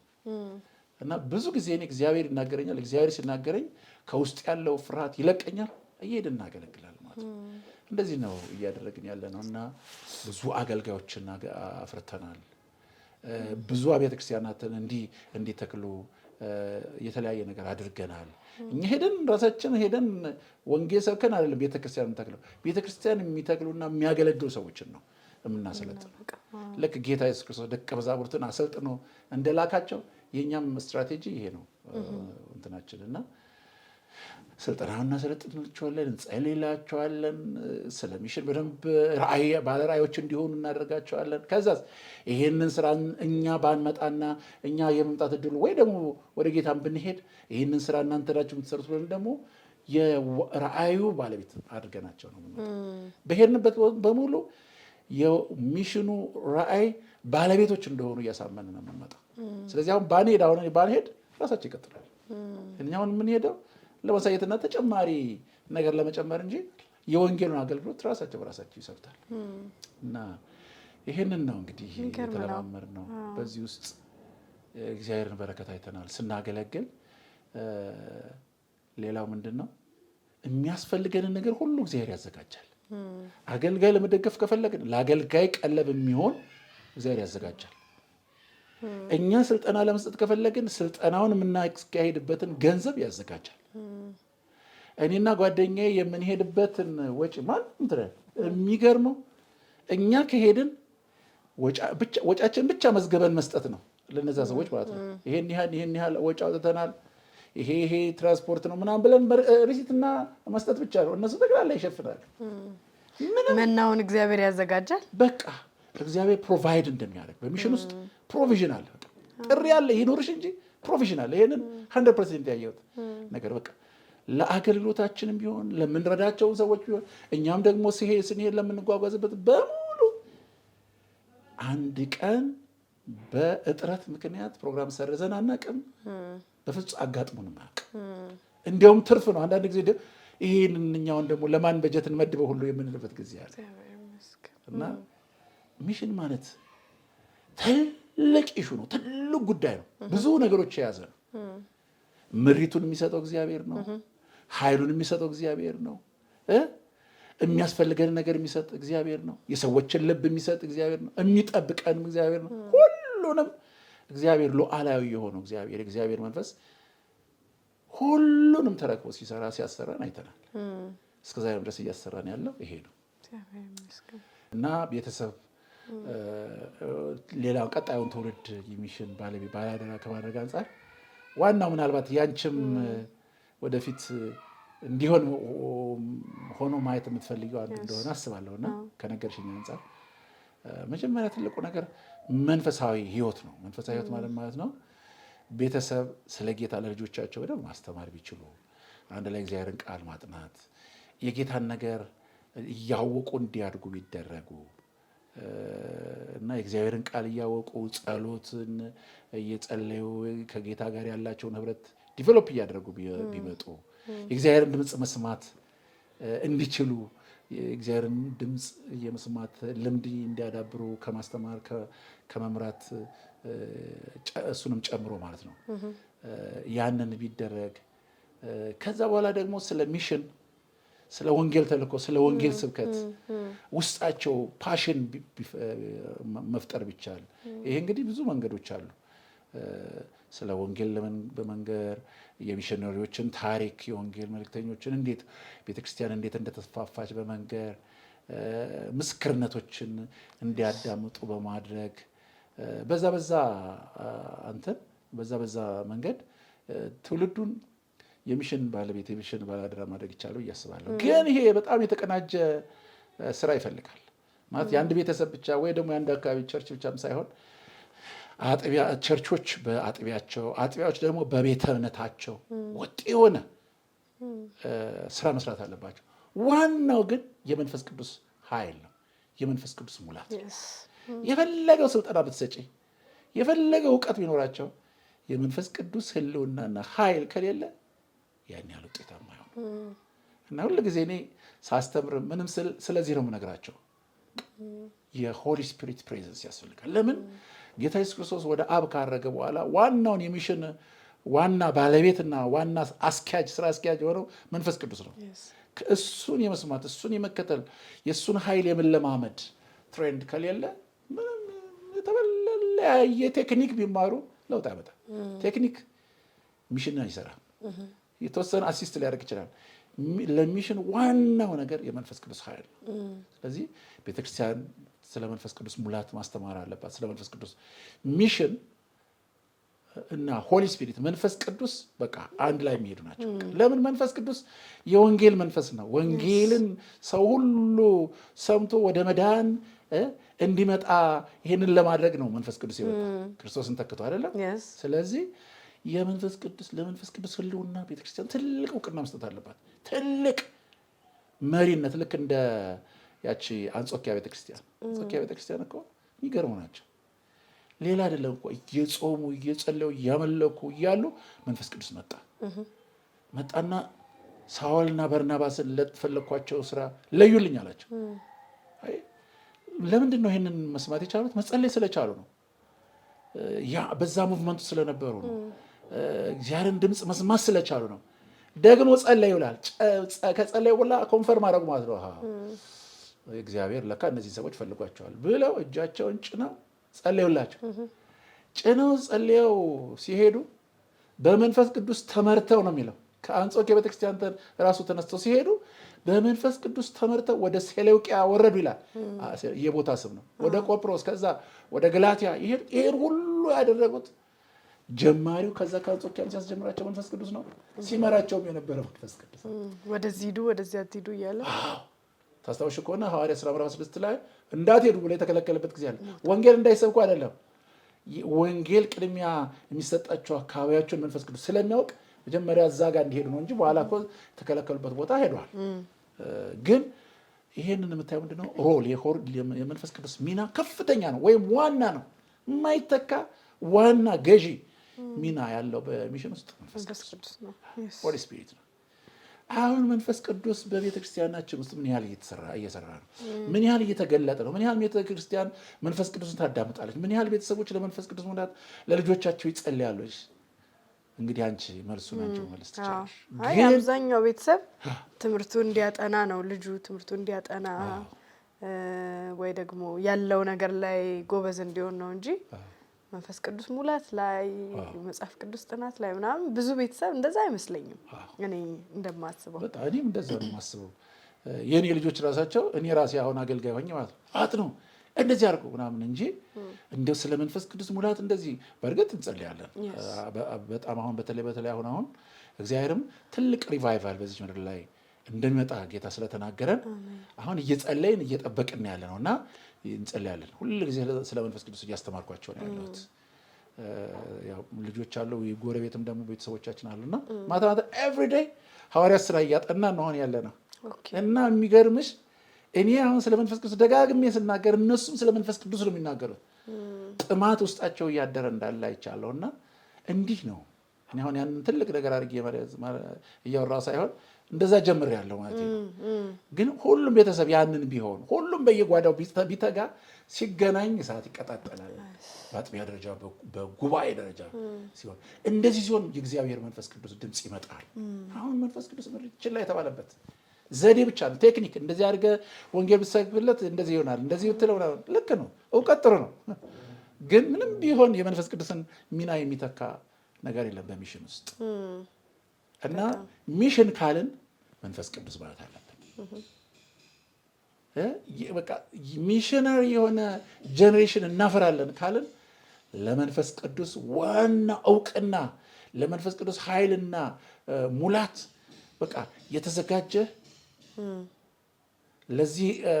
ለዚህ ለመለኮታዊ ህልውና የተጣማና የተራበ ትውልድ ማፍራት ያስፈልጋል። ይህንን ነው እኔ እምለው የማስተምረውም ይሄንን ነው። እና ብዙ ጉልበት የዛሉ ናቸው። አሁን ጸሎት በጣም የዛለ ነው። በዚህ ሁኔታ ሚሽን ማሰብ ከባድ። የጥንቷ ቤተክርስቲያን ግን ዋትኤቨር ዘ ኮስት በቃ መንፈስ ቅዱስ በእነሱ ላይ ወረደ ጊዜ ትልቅ ስራ የሰራቸው መንፈስ ቅዱስን ከመቀበሉ የተነሳ። መንፈስ ቅዱስ በእናንተ ላይ በወረደ ጊዜ ኃይልን ትቀበላላችሁ አይደል ያለው። ከኢየሩሳሌም አትውጡ አይደል ያላቸው። መንፈስ ቅዱስ እስክትለብሱ ድረስ ኃይል እስክትለብሱ ድረስ እና ምንድነው በአጠቃላይ ወንጌልን ለማድረስ ካስፈለገ የመንፈስ ቅዱስ ሙላት ያስፈልጋል። የመንፈስ ቅዱስ ሙላት ዛሬ አሁን እንደ ሞኝነት የተቆጠረበት ጊዜ አለ። ስለተለያዩ ጸጋ ስጦታዎች መጸለይ በቃ ለጥቂት ሰዎች ብቻ የተሰጠ ነገር ነው የመሰለ፣ ግን ለሁሉም ነው። በስጋ ለባሽ ሁሉ ላይ ከመንፈስ ያፈሳል የሚለው ለምን? ሚሽን ወንጌል ተሰብኮ ፍጥረት ሁሉ እንዲድን ይፈልጋል ጌታ ዳግም ለመምጣት ፈጥኖ ዳግም ለመምጣት ዋናው ምክንያት አሁን ጌታን ያዘገየው ምንድን ነው? የሚሽን ጉዳይ ነው። ሰዎች ሁሉ ንስሐ እንዲገቡ ስለ እናንተ ይታገሳል የሚለው ሰዎች እድል አግኝተው ቤተክርስቲያን ሄዳ ወንጌል ሰብካ እነዛ ጨለማ ውስጥ ያሉት ይሄንን ብርሃን እስኪያገኙ ድረስ እየጠበቀ ነው ጌታ።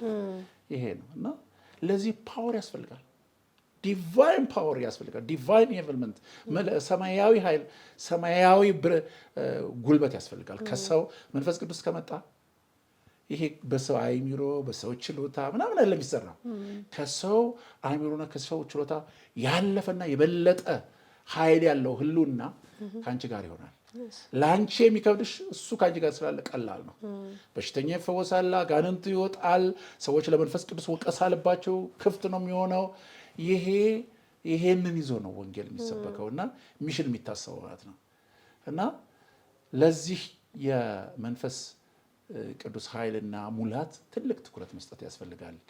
ይህንን ነው እኔ እንግዲህ እምለው እና ያው እዚህም የዓለም ካርታ ቤትሽ ውስጥ አስቀምጠሻል። ዓለምን በወንጌል ከመድረስ አንጻር እንደዚህ እውነት ለመናገር እንደዚህ አሁን ቤት ስታስቀምጪ ቤተሰብ ማለት ነው ካርታ ያሉ ልጆች ካርታ ሲያዩ ማነው ዊሊያም ካሪ የሚባለው እኮ ካርታ እያየ ነው ጫማ እየሰፋ ካርታ እያየ ነው ጥሪ የደረሰው ወደ ህንድ ሀገር የሄደበት እና ለመቋጨት ንግግሬን ለመቋጨት ምናልባት ማንሳት የምትፈልጊውን ነገር ካለ ማንሳት ይቻላል። ትውልዱን የመንፈስ ቅዱስን ኃይል እንዲሞላ እንዲለማመድ ማድረግ በመንፈሳዊ ስፒሪቹዋል ኳሊቲዎችንም ደግሞ በመንፈሳዊ ነገር የመጸለይን እግዚአብሔርን ቃል ማጥናትን በመንፈሳዊ ነገር ስፒሪቹዋል ቢልድ አፕ እንዲያደርጉ የማድረግን ስራ መስራት፣ በተለያየ መንገድ ደግሞ የሚሽን ራዕይ እንዲኖራቸው ማድረግ፣ እንዳልኩሽ ሚሽነሪዎችን ታሪክ እንዲያነቡ ማድረግ፣ ከተቻለ ደግሞ የሚሽን ታሪክ ያላቸው ፕራክቲካል የሆነ እየሄዱ ወንጌል ሰብከው ቤተክርስቲያን የተከሉ ሰዎችን አምጥተው እንዲመሰክሩ ማድረግ፣ መጽሐፍት እንዲያነቡ ማድረግ፣ የተለያዩ ቪዲዮዎች ይኖራሉ እነሱን ማሳየት። እንደዚህ ደግሞ የዓለም ካርታ ቤት ውስጥ ሲሆን ማለት ነው ልጆች የዓለምን ካርታ ያሉ የዓለምን ካርታ ሲያዩ የሆነ እንትን ውስጥ ኢምፕሬሽን ሊመጣባቸው ይችላል። ማለት ምንድነው የት ጋር ነው በወንጌል የተደረሱ ያልተደረሱ የት አካባቢ ነው አላደለ ይህንን ማየት ይችላሉ። ቅድም እንዳልኩት ዊሊያም ካሪ ጫማ እየሰፋ ካርታ ፊት ለፊቱ እያለ ነው ህንዶችን ያየውና ከዛ በኋላ ስለዚህ ነገር ጸልዮ ህንድ ሀገር ሄዶ ትልቅ ስራ የሰራውና እንደዚህ ካርታ ትልቅ አስተዋጽኦ አለው ብዬ አስባለሁ። እኔም ድሮ አስተማሪ የነበርኩ ጊዜ ጂኦግራፊ ነበር የማስተምረው እና ቢሮዬ ፊት ለፊት ካርታ አለና ሀገሮቹን እያየሁ በጣም እደመማለሁ። በጣም በቃ ወይ እዚህ ሀገር ወንጌል እንደዚህ ሄዶ ምናምን የሚልና እንዲህ አይነት መንገዶች አሉ ማለት ሰዎች ወይም ቤተሰቦቻችን ወይም ሰዎች ከሚሽን ጋር የተያያዘ እንትን እንዲያዳብሩ የተለያዩ መንገዶችን መፍጠር የተለያዩ ዘዴዎችን መጠቀም ሊረዳ ይችላል የሚል ቤት ውስጥ በየቀኑ የምንገኝበት ስለሆነ ካርታ የሆኑ ምልክቶችን ማድረግ ተገቢ ነው ብዬ አስባለሁኝ። ምክንያቱም ልጆች እነዛ ነገሮች ሲያዩ ይጠይቃሉ። ይሄ ፎቶ ምንድን ነው? ይሄ ካርታ ምንድን ነው? ይሄ ሀገር ምንድን ነው? ባንዲራዎችን ማድረግ ብንችል በጣም ጠቃሚ ነገር ነው ብዬ አስባለሁኝ። እና ለምሳሌ ስለ ምግብ ስንጸልይ ቤተሰቦቻችን ትሬን ያደረጉን ነገር ነው አይደለ? የምንጸልየው ለምግብ ስንጸልይ ላልተደረሰ የህዝብ ክፍል አብረን መጸለይ እንችላለን እና ምልክቶችን ማድረግ ቤት ውስጥ በጣም ጥሩ ነገር ነው። የሚስዮናውያንን ታሪክ እንዲሰሙ ማድረግ፣ መጽሐፍቶችን እንዲያነቡ ማድረግ፣ እንደዛ ደግሞ መርዳት በጣም ተገቢ ነገር ነው ብዬ አስባለሁ። እንግዲህ የተለያዩ ሀገሮችን እያነሳልን ነበረ፣ መተከልንም እያነሳልን ነበር እና ያው ሆስፒታል የሌለበት መንገድ ያልተሰራበት ብዙ ነገሮች ያልተሟሉበት አካባቢ ነው። እና እንግዲህ እንደዚህ ምንም መንገዱም ሆስፒታሉም ምንም ያልተመቻቸባቸው ብዙ ኤሪያዎች ላይ ነፍሳችሁን ራሳችሁን እየሰጣችሁ ነበረ የምታገለግሉት በብዙ ፍርሃት ውስጥ። ግን ጦርነት ባለበት ቦታ፣ ረሃብ ባለበት ቦታ እግዚአብሔርን መንግስት ራሳችሁን ሰጣችሁ ታገለግሉ ነበረ። ስለዚህ ባገለገላችሁበት ዘመን ሁሉ ይሄ ጽናት ከየት መጣ? ይሄንን ሁሉ ጊዜ እንዴት ነው በጽናት ልታገለግሉ የቻላችሁት? እንዳልሽው በጣም በተለይ በአሁኑ ሰዓት ከባድ ነው፣ አስፈሪ ነው። ሰው ከቤቱ መውጣት የሚፈራበት ወቅት ነው ያለማጋነን። እና እንዲያውም አንዱ ምን ብሏል? እንዲህ ደረጀ ቤተሰብ የለውም እንዲህ ብሏል። በቃ ብቻውን ሊሞት ማለት ብቻውን ስለሆነ ነው። ቤተሰብ ቢኖረው እንኳን ለቤተሰቡ ያስብ ነበር። እንደዛ አለና ትልቁ ነገር ለዚህ ጽናት ለዚህ ድፍረት በቃ ውስጣችን ያለ እግዚአብሔር መንፈስ ነው። በቃ ምን እላለሁ? ለምን ኖርኩኝ? በቃ የኖርኩት ለዚህ ነው። በቃ ይሄንን ካሰራው ምን እሰራለሁ የሚል ለራሴ ጠይቅና ለራሴ መልስለታለሁ። ማለት በቃ ወንጌል ሄጄ ካላስተማርኩ አገልጋዮችን ካላፈራሁ ምንድን ነው የምሰራው ተቀምጬ የሚል አለ። እና እንዳልሽው ብዙ እንትኖች አሉ። አሁን የእኔ ጓደኞች አብዛኞቹ ውጭ ወጥተዋል። እኔም የተለያዩ ቦታ እወጣለሁ እና እንዲያውም ምን ልታደርግ ነው የምትመጣው እዛውን ምናምን የሚሉ ሁሉ ሰዎች አሉ። እና እዚህ ምን ትሰራለህ እዛውን የሚሉኝ እና እድሎች አሉ ልተውበት የምችልበት ማለት ነው። ግን አንዱ ትልቁ ነገር በቃ ውስጤ ያለው ናፍቆት፣ በቃ የሚሽን ናፍቆት አሁን በጣም ደስ የሚለኝ እየሄዱ አገልጋዮችን እያስተማሩ እያስታጠቁ ቸርች የሌለበት ቦታ የማሰማራት አሁንም ራሱ አለ እና አንዱ ይሄ ነው። ሌላው የሚያበረታቱን ሰዎች ደግሞ አሉ፣ በተዘዋዋሪ ውጭ ያሉ ወገኖች አሉ እና የሚጸልዩልን። በዚህ ውስጥ ትልቁ ሌላው ሳልናገር ያለፍኩት ምንድን ነው? እኛ ስንሄድ የሚጸልዩ ሰዎች አሉ፣ ለእኛ የሚማልዱ ሰዎች አሉ። አሜሪካ ውስጥ አሉ፣ እንግሊዝ ውስጥ አሉ እና እንነግራቸዋለን ደግሞ ይሄን እና እንዲያውም አንድ ጊዜ ምን ገጠመን እንዳልኩሽ አንድ ቦታ ላይ በጣም የሚያስጨንቅ መንገድ ገጠመን እና ግጭት አለ፣ እንዳንሄድ እንዳንመለስ ሆን ማለት ነው። እና ጨነቅ ብለን በቃ እስቲ እዚህ እንደር ብለን አንድ ቦታ ስናደር እነዛ አሜሪካ ውስጥ ያሉ ሰዎች ለእኛ ለካ ይጸልያሉ፣ ጌታ ተናግሯቸው ይጸልያሉ። እና እኔ ደግሞ በህልሜ ምን አያለሁ እንዴት እንደሆነ አላውቅም፣ መጥተው መኝታ ክፍሌ አገኛቸዋለሁ። እንዴት ትመጣላችሁ እላቸዋለሁ። ምን ሆናችሁ ነው? እኔ እንኳን ተጨንቄ ባለሁበት እዚህ እንኳን እናንተ አይደላችሁ እኔ የሀገሬ ሰው እንኳን ተጨንቄ ባለሁበት ሰዓት እንዴት ትመጣላችሁ? በቃ ይሄ ህልም አይመስልም። በቃ እውነት የሆነ ህልም ነው። በቃ እውነት የሆነ በአካል እንደመነጋገር በአካል እንደመጡ እኔ ስነቃ ነው በህልሜ ነው እንዲህ ምናምን ያልኩት ማለት ነው። ከዛ እንዴት ትመጣላችሁ አልኳቸው። ከዛ ምን አሉ? በዚህ አስጨናቂ ሰዓት ከሱ ጋር እንሁንና ችግሩን እንካፈል ብለን የመጣ ነው። በዚህ ጊዜ ከአንተ ጋር ካልሆንን ምን ዋጋ አለው ምናምን ብለን የመጣ ነው ብለው ነገር በቃ እንዲህ እየተናገርን ብንን ስል በህልሜ ነው ያልኩኝና ከዛ በኋላ ሌሊት ነው ቴክስት አደረኩላቸው። እንደዚህ አይነት ህልም አይቼ በጣም ገርሞኝ በቃ እውነት የሆነ በቃ እዚህ የመጣችሁ መስሎኝ ራሱ ደንግጬ ነበር መስላቸው። በዛ ሰዓት ሲነግሩኝ እየጸለዩ ነበር። ይገርም ነው። አይገርምም? እና ምን ተረዳው? ጸሎት በጣም ትልቅ ነገር እንዳለ። ጳውሎስ እኮ ምንድን ነው ያለው? ምንም በአካል ከእናንተ ጋር ባልሆን ለቆላስይስ ሰዎች ይመስለኛል፣ በመንፈስ ግን ከእናንተ ጋር ነኝ ይላል። እና ገረመኝ። ለካ በጸሎት ይደግፉናል። እና ምንድን ነው ቅድም ለጠየቅሽኝ ጥያቄ እንዲህ እንዲቀጥል ያደረገው ምንድን ነው ለሚለው ጥያቄሽ ማለት ነው። እና አንዱ እግዚአብሔር ውስጣችን ያለው እግዚአብሔር ነው። ሁለተኛ የሚያበረታቱን የሚጸልዩልን ሰዎች አሉና ገረመኝ በቃ። እና ቁጭ ብዬ ሳስብ እውነት አቤት እግዚአብሔር ለካ እንደዚህ ያደርጋል። እና እንዲያውም ምልጃ ለሰው የምልጃ ጸሎት ማድረግ ጥቅም እንዳለው የገባኝ ያን ጊዜ ነው፣ መጽሐፍ ቅዱሳዊም እንደሆነ። እና በኋላ ሙሴ አማሌቅ ጋር ሲዋጋ ኢያሱና ማን ሁለት ሆነው እጁን ይደግፉት ነበር ይላል አለኝ። ጌታ እኮ እንደዚህ አለኝ። ያ ብቻ አይደለም፣ ጌታ ራሱ በበረሃ እያለ መላእክት ያገለግሉት ነበር ይላል። ከመናፍስት ጋር ባለው ትንቅንቅ መላእክት ያገለግሉት ነበር። ያ ዋው ለካ እኛ ብቻችንን እንድንሆንና አለ ለብቻችን እግዚአብሔር ሰዎችን ያዘጋጀ ሰዎችን ያንተና የሚጸልዩ ሰዎች አሉ፣ የሚያበረታቱ ሰዎች ምን ሆነ እንዴት አደረጋችሁ ምን ላይ ደረሰ ብለው የሚያበረታቱና የሚጠይቁ ሰዎች አሉ። ይሄ ነውና እንድንቀጥል ያደረገን አንዱ እግዚአብሔር ነው። ሌላ ደግሞ እንደዚህ እግዚአብሔር ልባቸውን ለኛ የሰጡ ሰዎች አሉ። ከነሱ ጋር ነው እንግዲህ እንትን እያለን ያለ ነው። ይገርም ነው።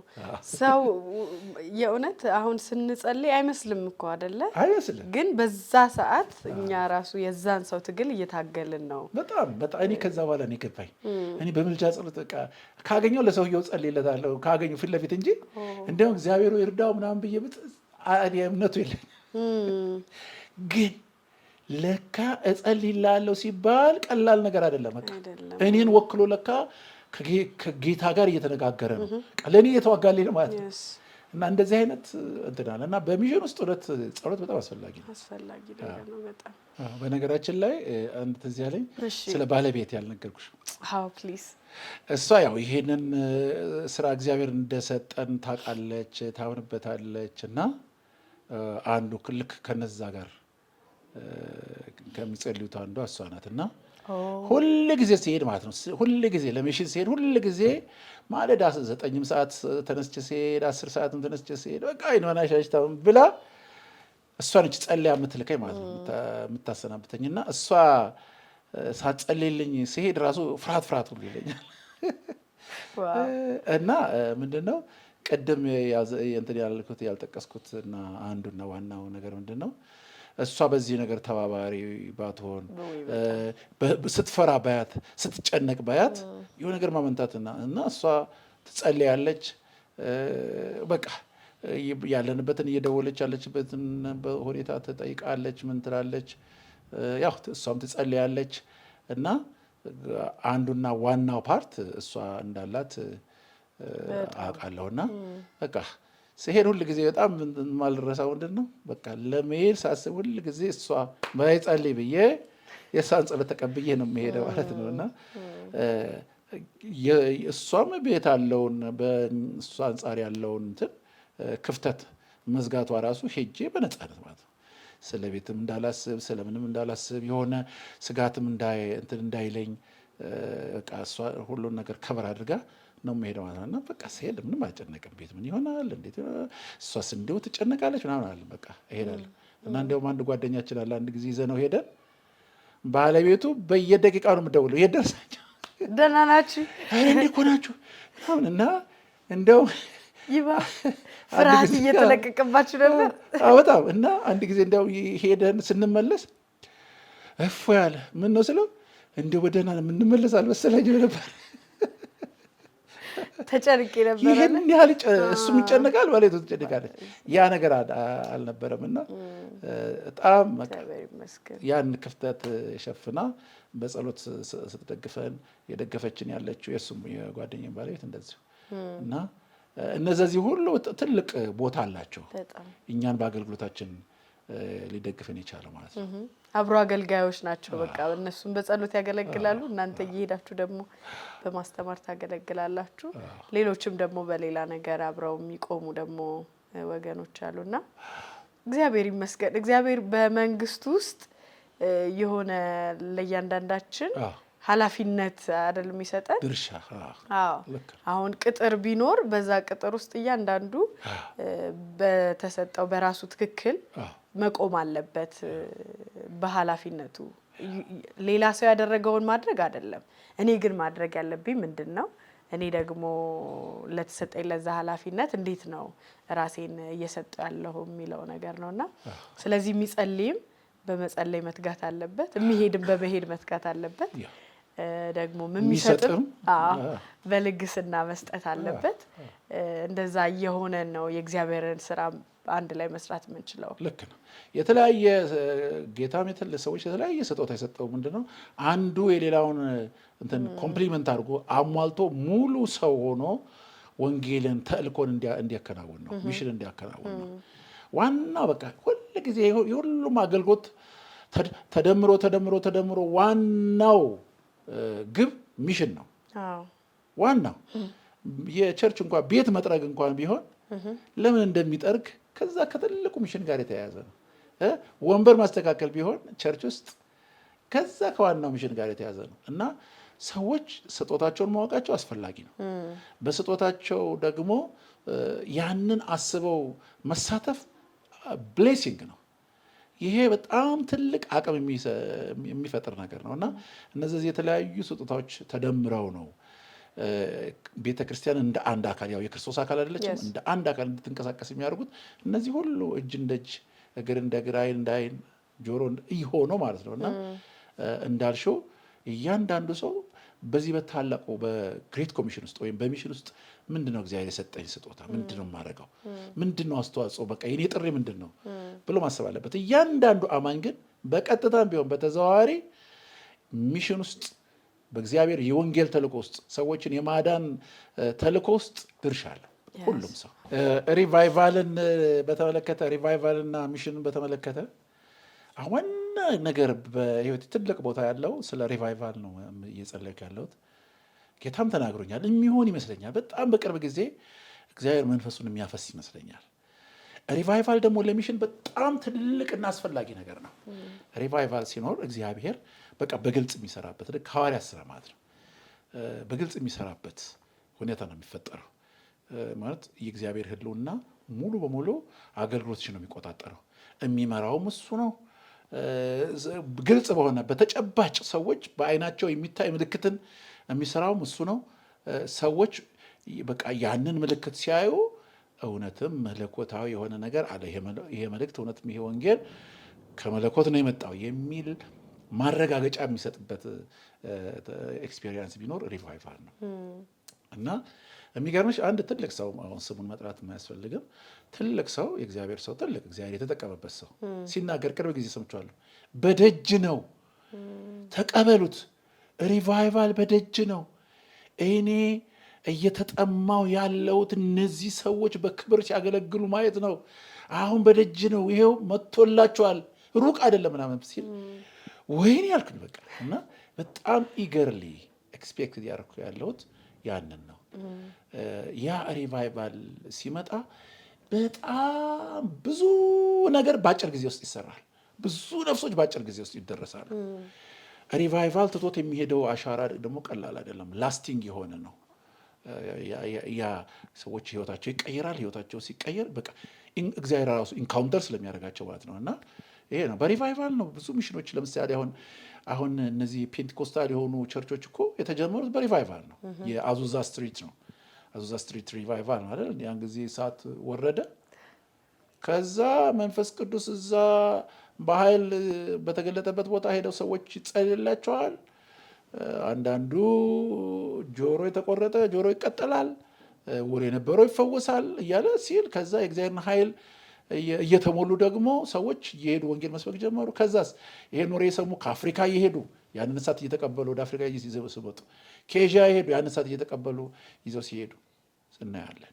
እና ሪቫይቫል በጣም ትልቅ ነገርና እየጠበኩት ያለሁት እኔ መጨረሻው ዘመን በቃ የክርስቶስ ምጽአት እንደ መለከት የሚታወጅበትን ሪቫይቫል እግዚአብሔር ይልክልናል ብዬ አስባለሁ፣ አምናለሁ። እንግሊዝ ውስጥ አሁን ዌልሽ ሪቫይቫል የሚባለው በ1904 እንደ አውሮፓ አቆጣጠር ማለት ነው። አንድ ሰው ነው ስሙን ረሳሁት፣ ኢቫን ሮበርትስ። አሁን እሱ እኮ አንድ ዓመት ባልሞላ ጊዜ ውስጥ ነው 100,000 ሰው ወደ ጌታ ያመጣ። በቃ መንፈስ ቅዱስ ወረደ። እዛ ጋር መንገድ የሚሄዱ ሰዎች መንፈስ ቅዱስ ይወርድባቸዋል። እዚያ ተንበርከከው ንስሐ ይገባሉ። ሳይሰብክላቸው ማለት ነው። ሄደው እና በቃ ኤክስትራኦርዲናሪ የሆነ ነገር በሰዎች ሕይወት ውስጥ ይገለጣል። እና ሪቫይቫል በጣም አስፈላጊ ነው ለኢትዮጵያ። አሁን ላለችዋ እንደዚህ እንቅልፍ ላላት ቤተክርስቲያን፣ ድክምክም ላለችው ቤተክርስቲያን ሪቫይቫል እንዲመጣ እየጸለይኩ ነው። ይመጣል። ይሄ ሪቫይቫል ሲመጣ ደግሞ ይሄ አሁን የሚሰራውን ግልጽ ያልሆነለትና ያልገባው ትውልድ ወንጌልን ይዞ ወደ ተለያየ አካባቢና ወደ ተለያዩ ሀገሮች ይሄዳል የሚል ጉጉት አለኝ። እኔም ደግሞ በተለያዩ ሀገሮች እየሄድኩ ወንጌል ገና የምሰብክ ይመስለኛል። አሁን እድሜ ሄዷል፣ አሁን ግን እና አሜሪካ፣ እነ ካናዳ፣ አውሮፓ ምናምን ኤሽያ እየሄድኩ ስለ ወንጌል የምሰብክ ይመስለኛል። እንደዛ በጣም ውስጤ እንደዛ ነው ያለው። እና ሪቫይቫል ይመጣል። ሚሽን የሚሰፋበትና ብዙ ነፍሶች በአጭር ጊዜ ውስጥ ወደ ጌታ የሚተሙበት ጊዜ ይመጣል የሚል እምነት አለኝ። በጣም እግዚአብሔር ይመስገን። ስለዚህ እግዚአብሔር አንተን ጠርቶሃል፣ ቤተሰብህም ደግሞ በዚህ ጥሪ ውስጥ አብሮ እያገለገለ ነው፣ ባለቤትህም ልጆችህም ማለት ነው። እና እግዚአብሔር ይመስገን ስለ ሁሉም ነገር። ምናልባት በመጨረሻ መጨመር የምትፈልገው ነገር ካለ? ዋና ነገር ትልቅ ነገር ነው እያሰብሻለሽ። ቤተ ክርስቲያን ይህን ያህል ምን ያህል ዝግጅት አላት ለዚህ ለሚሽን ትውልዱን ሚሽነሪ ትውልድ የማድረግ ዝግጅት ምን ያህል እንቅስቃሴ ነው ያላት ብዬ ብጠይቅ እኔ እንጃ። እንግዲህ እውነት አላየው ሊሆን ይችላል ወይ ባያዝድ ሆኜ ሊሆን ይችላል። ግን ኦልሞስት የተረሳ ነገር ነው መስለኝ። ተረስቷል። የተረሳ ነገር ስለሆነ እግዚአብሔር አቅሙን ጨምሮልሽ በዛ እንደው የምትችይውን እዚህ ከተማ ውስጥ ያለውን አንዳንድ እንቅስቃሴዎችን እንኳን ጫር ብታደርጊ እግዚአብሔር ትንሿን ነገር ደግሞ ትልቅ ማድረግ የሚችል አምላክ ስለሆነ ማለት ነው። በዛ እንቅስቃሴ ብትንቀሳቀሽ እና ይሄን ራእይሽን ደግሞ ይሆናሉ ለምትያቸው ሰዎች ሼር ብታደርጊ እንዲህ ያስባለሁ፣ ምን እንደምታስበው እንዴት ነው ማድረግ የሚቻለው እያልሽ እነዚህ እንትን ያላቸውን ተሞክሮ ያላቸውን ልቡ ያላቸውን ሰዎች ብታነጋገሪ ከነሱም እንደዛ ብታደርጊ በጣም ጥሩ ነው እንጂ ትውልዱ የሚሽነሪ ራእይ ሊኖረው ያስፈልጋል። ቤተክርስቲያን ሚሽን ራእይ ከሌላት ትሞታለች። ለምን? ሰው ራእይ የሌለው ህዝብ ምን ይሆናል? ያለ መሪ ሆነ ያለ አይደል? መረን ሆነ ማለት እኮ ኢቭን የእግዚአብሔርን ነገር ራሱ እየተወየ ላላ ወደ ዓለማዊነት ይሄዳል። ቤተክርስቲያን ዲክላይን ልታደርግ ትችላለች። ሚሽን ለምን? ህይወት የተሰጣት ለዛ ነው፣ ለትልቁ ነገር ነው። ህይወትና ያንን ጸጋ የተሰጣት ማለት ነው። ዘሞር የሚሽንን ስራ በሰራች ቁጥር ብሌሲንጉን ታይዋለሽ። ብሌሲንጉን እኔ አሁን በቤቴ በህይወት ያዋለሁ። አሁን ቸርች ውስጥ ራሱ እንኳን የእግዚአብሔርን ቃል ሳካፈል የሆነ ፍሬሽ ነገር ምናምን ፊል ያደርጋሉ። አንተ እኮ የሄድክ የምታገለግለው ነገር ነው እንደዚህ ምናምን ይሉኛል። ዛትስ ራይት። ለምን? ያንን ስትሰሪ እግዚአብሔር ህልውናውን ያስጠጋል ወደ አንቺ። ፕሬዘንሱ ከአንቺ ጋር ይሆናል። በረከቱ ከአንቺ ጋር ይሆናል። ምሪቱ ከአንቺ ጋር ይሆናል። እና ቤተክርስቲያንም ይሄንን ነገር ሉዝ እያደረገች የወጣችው ለምንድን ነው? ያንን ትልቁን ነገር እንትን ብላ ዳይቨርት እያደረገች ወደ ህንፃ ነው። አሁን በቃ ህንፃ G+15 20 ህንፃ ቦታ መግዛት፣ ሳውንድ ሲስተም እንትን ማለት። እነዚህ ደግሞ አዳዲሶቹ አሁን ያሉት አዳዲስ ቤተክርስቲያናት አሉ አይደለ? እነሱ ደግሞ ትንቢታዊ የሆነ እንትን ያላቸው መልእክት በቃ ማስደነቅ የሆነ አጋንንት አውጥቶ ከሰው ነገር ልክ ነው። ግን የሚገርመው በጣም ብዙ አደገኛ አዝማሚያዎች አሉ። ሚሽንን ጨርሶ ቶታሊ ኔግሌክት እንዲደረግ የሚያደርጉ አደገኛ አዝማሚያዎች ናቸው ያሉት አሁን። እና አንቺ እግዚአብሔር ረድቶሽ እንደዚህ ትውልድን ወደ ታዳጊዎችን ልጆችን ወደ ሚሽን እንዲያዘነብሉ ወደ ሚሽን እንዲያስቡ የማድረግ ስራ በጣም ቁልፍ ስራ ነው። እና አበረታታሻለሁ፣ ኢንከሬጅ አደረግሽ። እግዚአብሔር ደግሞ እንደው እኔ ጸሎት ሰው አይደለሁም። እንደዚህ አይነት ጸሎት የሆነ ጸልይልሻለሁኝ። ይሄ ነው እና በጣም አስፈላጊና ወሳኝ ነገር ነው ቤተክርስቲያን ሚሽንን ራእይ የመያዝ ጉዳይ ማለት ነው።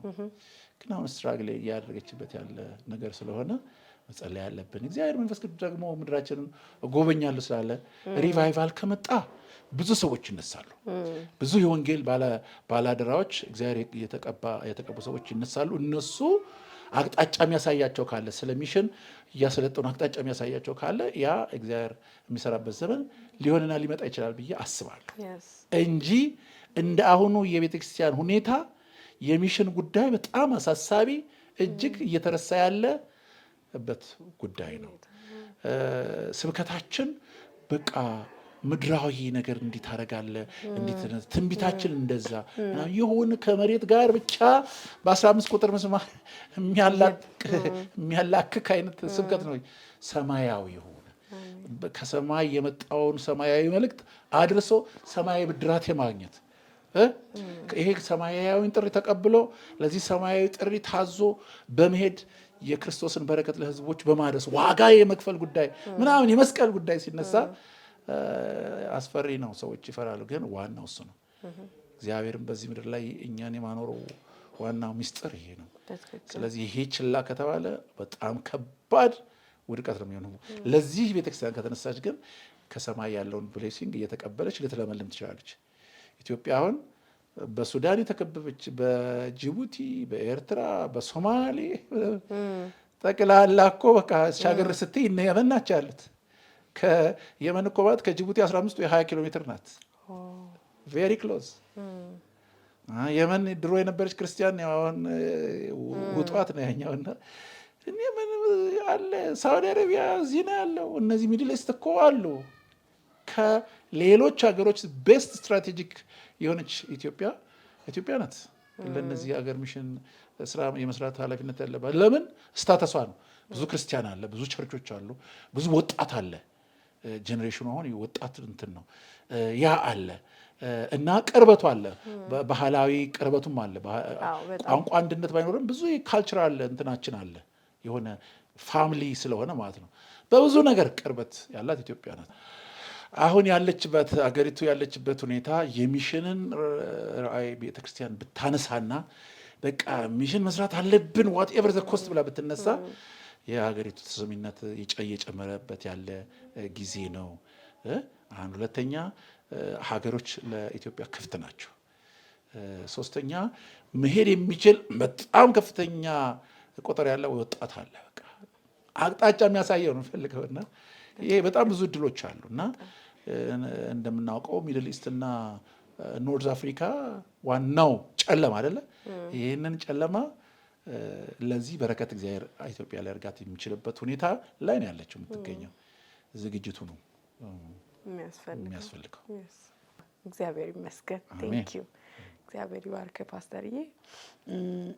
ዛሬ ያው ብዙ ነገሮችን አንስተናል፣ ብዙ ነገሮችን ተወያይተናል እና መንፈስ ቅዱስ ላይ ነው በቃ ጥገኛ ሆነን መንፈስ ቅዱስን እየሰማን መንፈስ ቅዱስን እየታዘዝን እና በዚህ በወንጌል ስራ ላይ በሚሽን መስክ ላይ ሁላችንም በተሰጠን በዛ መክሊት ልክ አፍርተን እግዚአብሔርን ደስ የምናሰኝ ሰዎች እንድንሆን ልንተጋ የሚገባው ማለት ነውና አሁን ደግሞ በዚህ በመጨረሻ ዘመን በጣም በጣም በጣም ነው የሚያስፈልገን ስለ ሪቫይቫል ማውራት፣ ስለ ሪቫይቫል መጸለይ፣ የእግዚአብሔርን ክብር መገለጥ እግዚአብሔር በሙላት ሲሰራ ለማየት መናፈቅ ሁላችንም ያለብን ጊዜ ነውና የሚገራርም ነገር ነው ሼር ያረከን። በጣም ነው የማመሰግነው። እንግዲህ ቆይቶም ደግሞ ሌላ እድል ይኖረን ይሆናል ብዬ ተስፋ አደርጋለሁ በጌታ ፈቃድ። በጣም ብዙ ምስክርነቶች አሉኝ። በጣም ብዙ ምስክርነቶች እግዚአብሔር እንግዲህ ጊዜ ይሰጠን። ደግሞ ለመሰለሽ በቃ ለወንጌል በሄድሽ ቁጥር የእግዚአብሔርን ተአምራት ነው የምታየው። ሁሉ ጊዜ ተአምራቱን ማየት ያልቻልነው ዝም ብለን ስለተቀመጥና ስላልገባን ምናምን የሆነ ሩቲን ስራ እየሰራን ያለ አይደለ የላይፍ ሩቲን ስለሰራን እንጂ የሆነ አለፍ ብለሽ ስትሄጂ የጌታን ነገር ራሱን ደግሞ ታየዋለሽ በቃ እና ይሄንን ሚራክለስ የሆኑ ላይፍ ነው እኔ የኖርኩት ማለት እችላለሁ። ያለማጋነን እውነት ያለማጋነን በቃ የጌታን ህልውና እያየው ጌታ እየተናገረኝ በቃ በብዙ ነገር ህይወቴንም ኑሮዬንም እየረዳ ነው በብዙ ነገር እየመራኝ እስከዛ ድረስ የመኖሬ ዋና ምክንያት በቃ ያንን ህይወት ለመኖር ጥረት ስለማድረግ እግዚአብሔር ራስህን ስለሰጠህ እግዚአብሔር ደግሞ ያንተን ስራ እየሰራ የገባኝን ያክል እውነት ነው የምለው የገባኝን ያክል ራሴን ለመስጠት ፈቃደኛ ነኝ። እንደዚህ ነው እኔ አንድ የምመካበት አንድና ያለች ነገር ጌታ የራሴን ሰጥቻለሁ። በቃ ፈቃድ በህይወቴ ይሁን፣ ሌላ ምንም ነገር የለኝም። ይችን ግን አድርጌያለሁ የምለው ምንድን በቃ ጌታዊ ህይወቴን ሰጥቻለሁ፣ ፈቃደኛ ነኝ አንተ እንድትጠቀሚ ብዬ እንትላለሁ። የሚገርም ነው።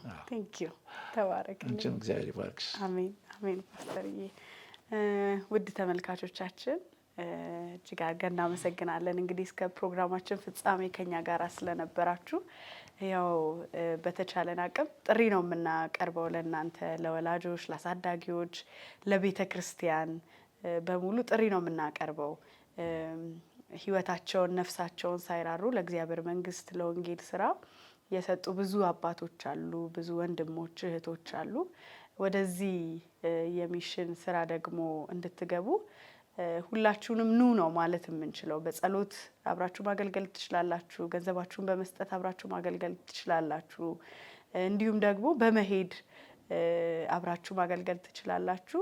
ልጆቻችሁን ኢንቴንሽናሊ ደግሞ ልጆቻችሁን በዚህ እውነት ውስጥ በዚህ እውቀት ውስጥ በማሳደግ ደግሞ በትምህርት ቤታቸው አብረው ላሉ ጓደኞቻቸው ክርስቶስን እንዲያስተዋውቁ መርዳት ትችላላችሁ ማለት ነው እና ጥሪ ነው የምናቀርብላችሁ። ኑ አብረን እንስራ፣ አብረን እናገልግል፣ የእግዚአብሔር መንግስት እናስፋ፣ ጌታ ኢየሱስ ክርስቶስ ሊመጣ በደጅ ነው እንላችኋለን። እግዚአብሔር ይባርካችሁ። እናመሰግናለን።